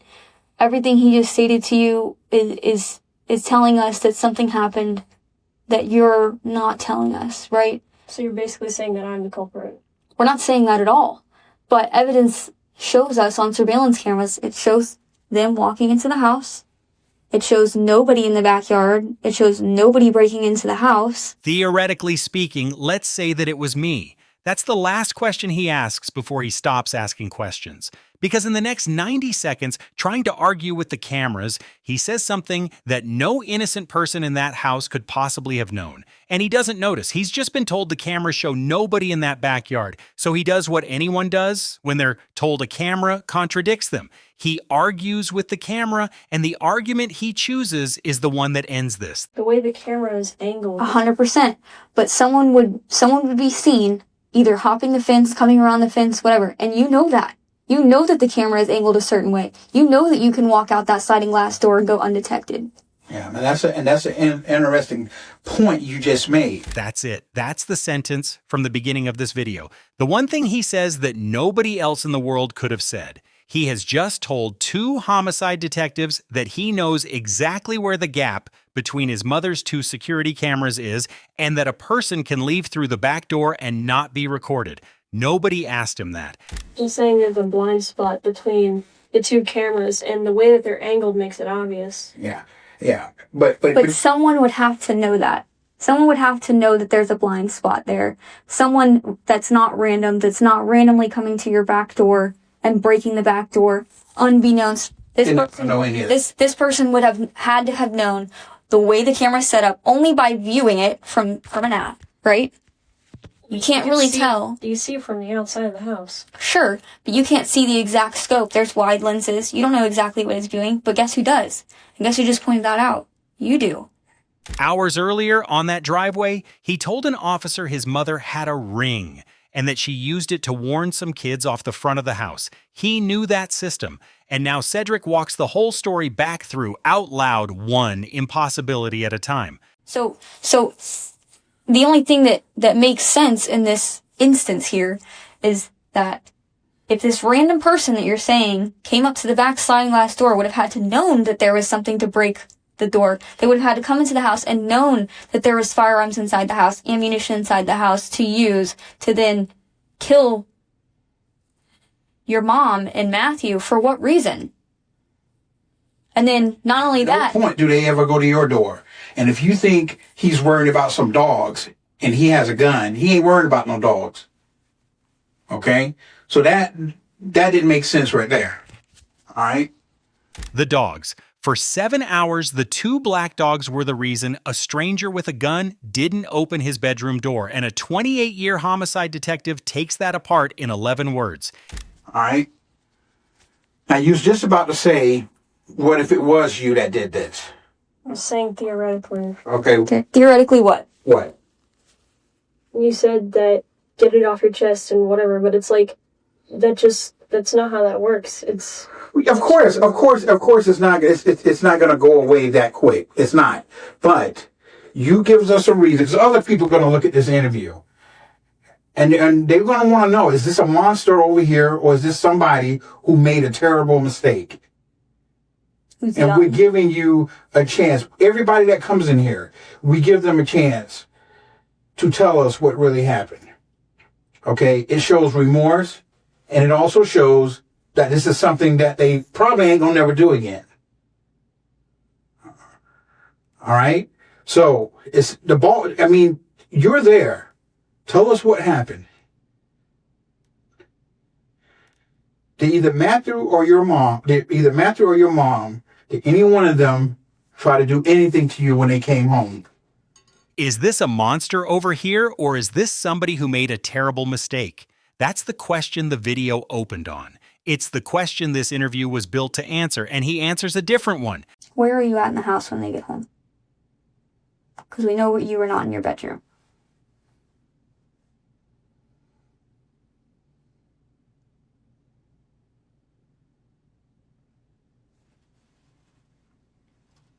I don't understand how you can say that, how you know I'm not in my bedroom. How would you know that? So your bedroom door was closed, correct? At the time that this incident took place. The way that the blood spatter is projecting suggests that maybe that wasn't the exact case. It could have been closed, but maybe not all the way. Like you're saying, it was locked. Well, I mean, I couldn't lock it. The lock is reversed on the door handle. Okay.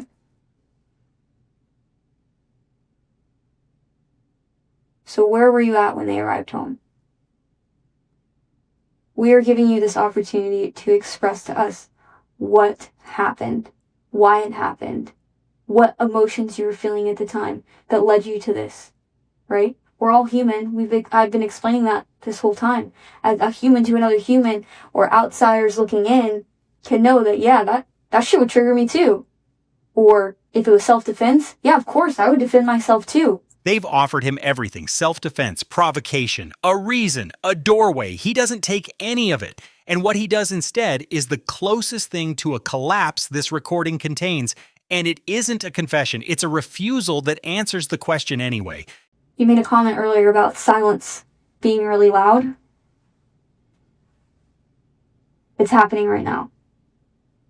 And even though you're not saying it with your mouth, your silence is saying it loud.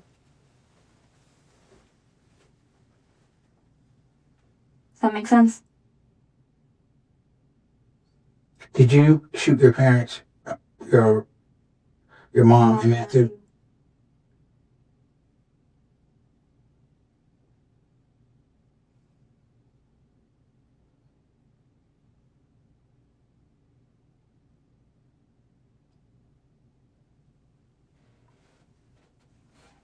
Julia. I apologize. Jasper. Jasper, right. Did you shoot your mom and Matthew today?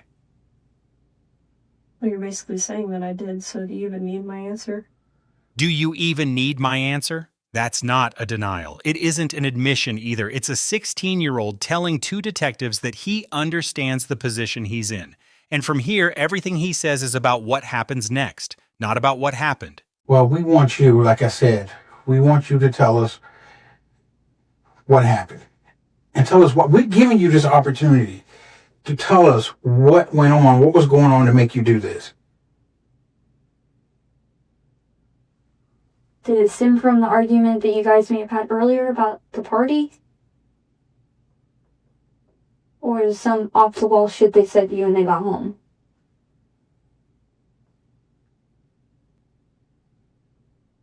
If, yeah, if it was me, then that's going on my record forever, isn't it? And I'm just gonna be thrown in jail. Well, what's going to happen is this. At the end of this interview, we're going to take whatever you tell us. We're going to see if it's now you're being honest, if it matches what we see out there. Okay? You're 17 years old, right? 16. 16 years old, right? Okay? We have to call people. We have to call the state attorney. We have to talk to them and tell them what happened. This is what she said happened. This is why she said it happened. Okay? Trust me, and then we make a different decision. when you're younger. Then we make a decision on what we're going to do. Okay? So. What is that supposed to mean that they're looking at? You're a juvenile, so it's potential that this goes through the juvenile courts, right? Something that you're talking about on your record, right? Juvenile records are usually something that's completely different than adult records. Like, I can't, and nobody else can go out and pull your juvenile record at free will like they can when you're an adult. They tell him it might stay in juvenile court. It didn't. But before this recording ends, there's one more exchange. And it's the only place in 7 hours where he says out loud what he thinks is being done to him. Is there any abuse, physical abuse going on in that home? Physical? Not physical, no. No. Emotional. Okay. All right. So it's understandable that if this is something that you've been dealing with, as you've been explaining to us, you've had multiple falling outs, multiple arguments with your mom, multiple arguments, maybe even sometimes involving Matthew, that they're telling you that you're doing something, or they're doing a lot of these things to you that are unfair, and this starts getting boiling and boiling and boiling. And guess what? They're not inviting you out. You can't go out and do these things and get your mind off these things. So you have no choice to sit at home, but to sit at home and ponder and think and dwell and dwell and dwell and get in touch and really, really get into your mind, you know? And then your mind starts overwhelmingly taking control of you. That is a normal human function behavior. Jasper, have you ever had counseling before? Yeah. Yeah. Did it help you? Kind of. Okay. When's the last time you went? I don't know, it's been a while. Is it something that you decided you didn't want to do anymore? Or something your mom just stopped taking you doing? Well, she's the one who made me go to it so I can get my medicine. Okay, what do you take medicine for? Depression and, sleeping pill and... Are you diagnosed with depression? Is it 2 different pills or the same one? 4. How many medications are you taking? 3. Okay, so you're taking 1 for depression, 1 to help you sleep. What's the other one for? I think it's like a mood stabilizer or something. Like for bipolar or for like... I think it's just for like anger or something. Anger issues? Okay. Is this something you've dealt with for a long time? How long would you say? Like as long as you can remember? Pretty much. Okay. So when you get into these anger fits, this is something that's diagnosed, right? When you get into these anger fits, what happens to you? Is there a sense of rage? Is there, like, how do you take your anger out? Verbally, physically? I don't know, I just tend to bottle things up. Okay. So, when they came back with the bed, tell us what happened.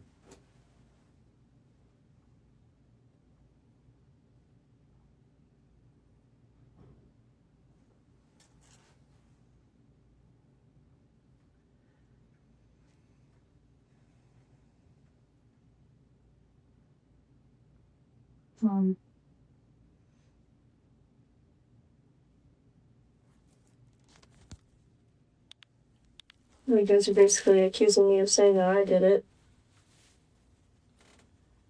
But you're also not denying it.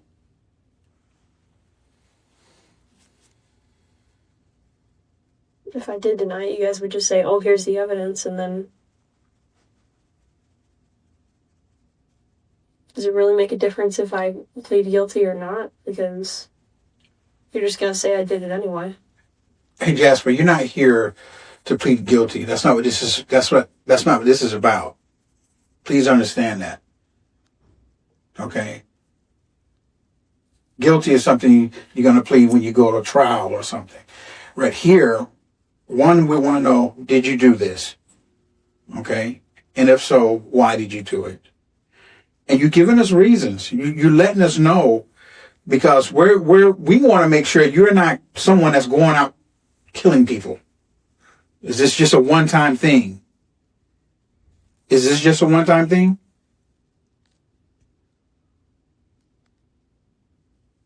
Or am I going to find out that you've done this elsewhere?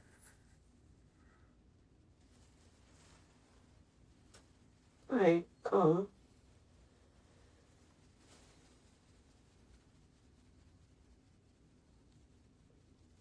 Did you shoot your mom and Matthew? And that's just yes or no.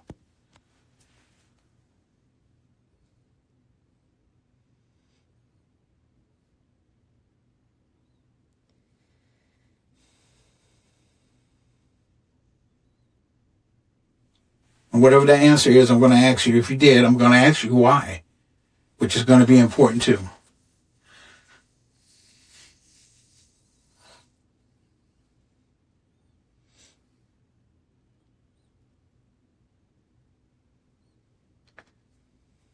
Something that frustrated you with your mom was accountability, right?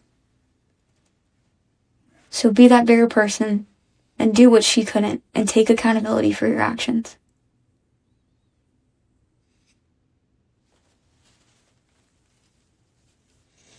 The first step is taking accountability.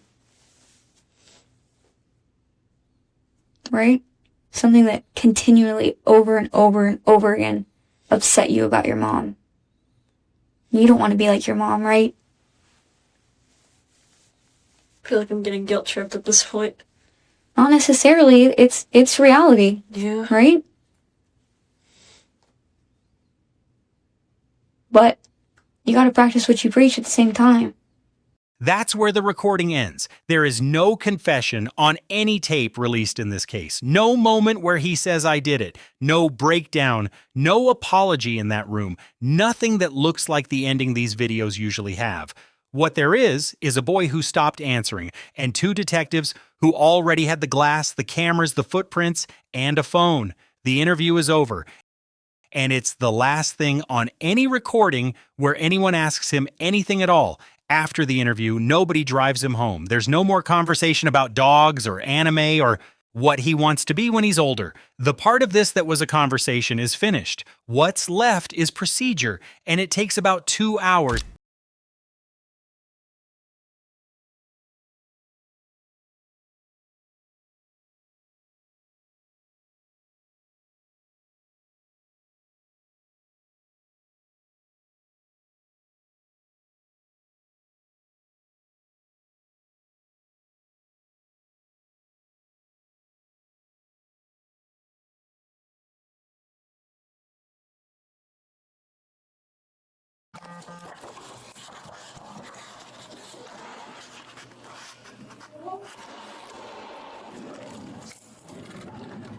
Just stand right here in front of us. Just relax this hand.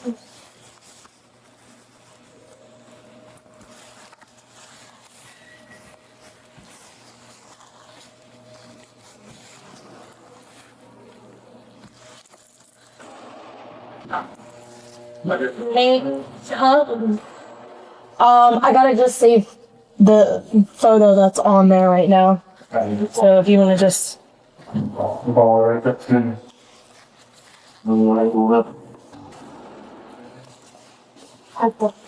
Is that Spencer? Yeah.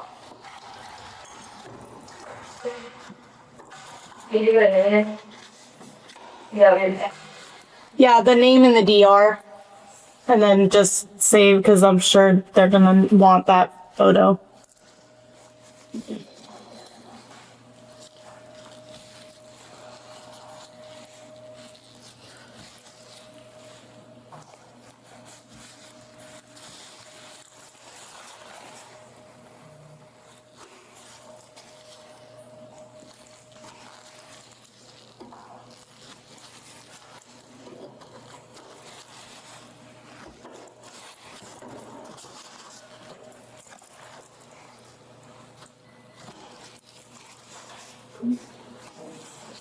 My fingers.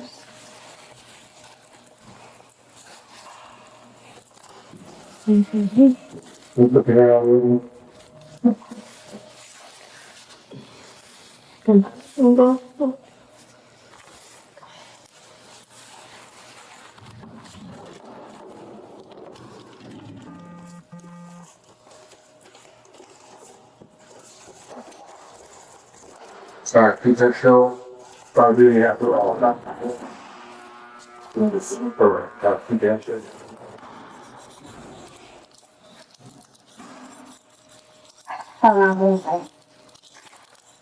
Oh, okay.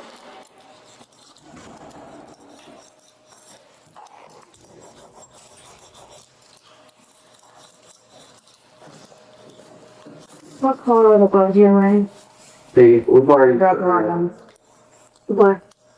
Which one already? Hey. Has he been arrested before? Because if not, he's going to need to be fingerprinted too, so you might as well just hang tight a second. Yeah. Oh. He has been? Yeah. Do you want me to name one? Nope. I just put it in B. B. Thank you. He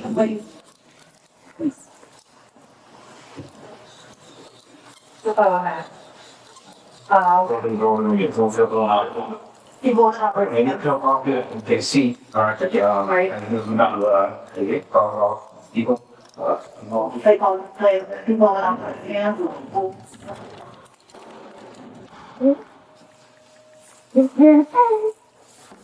Left hand straight down. Lift. And then can you click a cloudy top? Same thing. Right hand. Cloudy top. Alright, go over here. Give him some call. Oh yeah. Yeah. His 10 fingers and 2 palms. His clothes went into a bag in the interview room. His shoes went into a bag in the lobby. The bottle he drank from on the driveway was set aside for DNA before he ever got in the car. And when the prints are done, he's taken to a sink to wash his hands.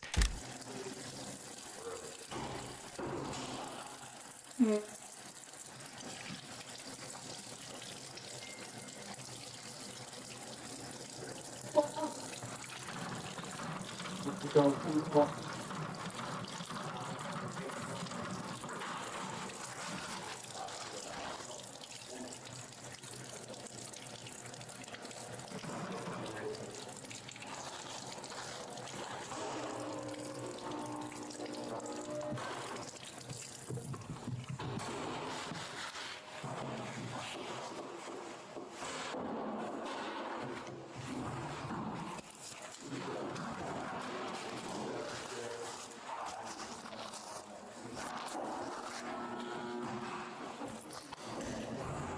on, listen?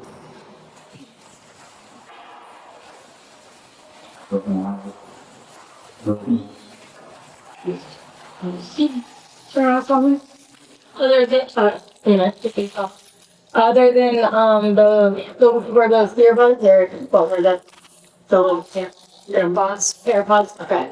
So other than those and the earrings, yeah, do you have any other property? Earrings. Yeah.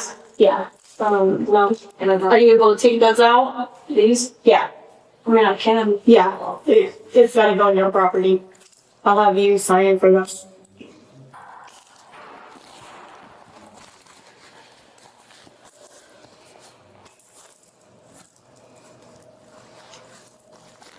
Alright. Did you want to provide a consensual swab of DNA? Oh, you did it? Okay. Alright. I wasn't sure. It's just part of our process in here. Okay. Alright.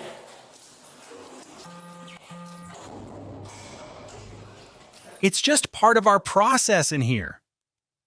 Sometime between 2 in the afternoon on Saturday and mid-morning on Sunday, he stopped being the boy in the folding chair. Nobody on any recording announces the moment it happened. One frame he's being offered Cheetos, the next he's behind a door with a lock on the outside.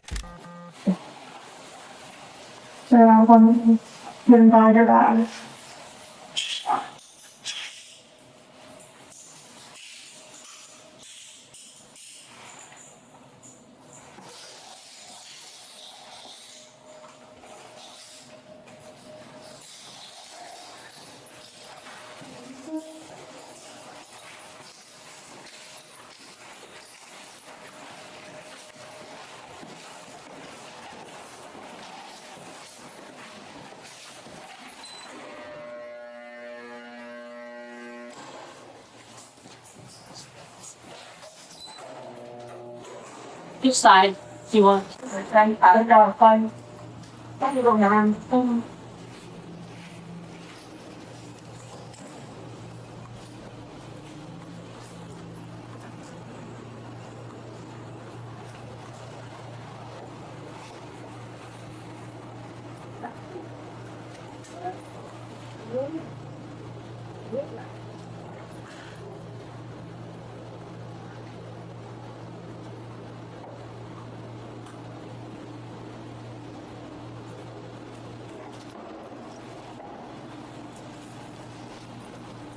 Thank you, man. Yeah, thanks. Less than 12 hours after he called 911. And the transmission the officer makes as she pulls out is the entire case in 11 words. We did so much to help out.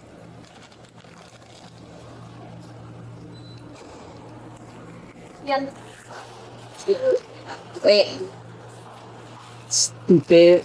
Yeah, I think I'm... Alright, come on. Over on.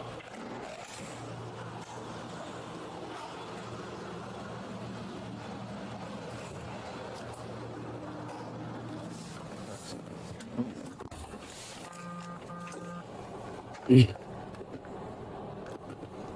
248. White female juvenile 1015 on board. I'll be 51 to JDC. Starting is 964. JDC, the Brevard Regional Juvenile Detention Center. And back at 265 Venture Road, the sun is fully up, and the officers who spent the night on that scene are still there, being relieved by a shift that's just arriving. One of them pulls up and asks what happened.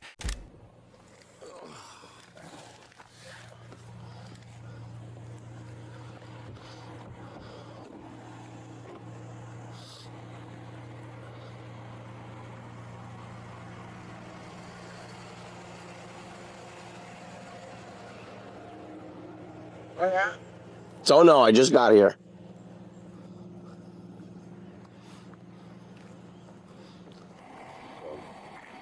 They got enough people, so gonna have to go over south and northwest. So they have enough people right now. What happened? Looking like the 17-year-old shot her, killed her mother and killed the boyfriend. Oh, Trying to stage it as that's the first time anyone on any recording in this case says it plainly. It's not a detective, and it's not in an interview room. It's one patrol officer telling another one in a driveway at sunrise before either of them goes back to work. Did we do a time of death? I guess it just said we had 2 signal 7s.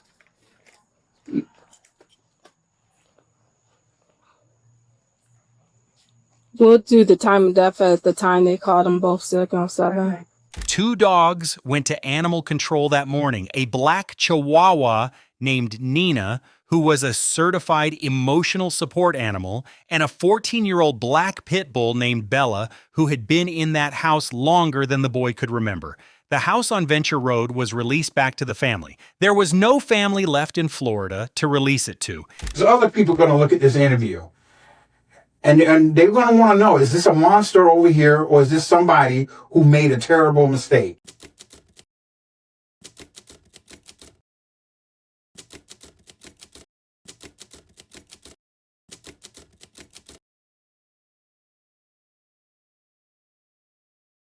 In May of 2026, his attorneys went into a courtroom in Brevard County and asked a judge to throw the indictment out or send the case back to juvenile court.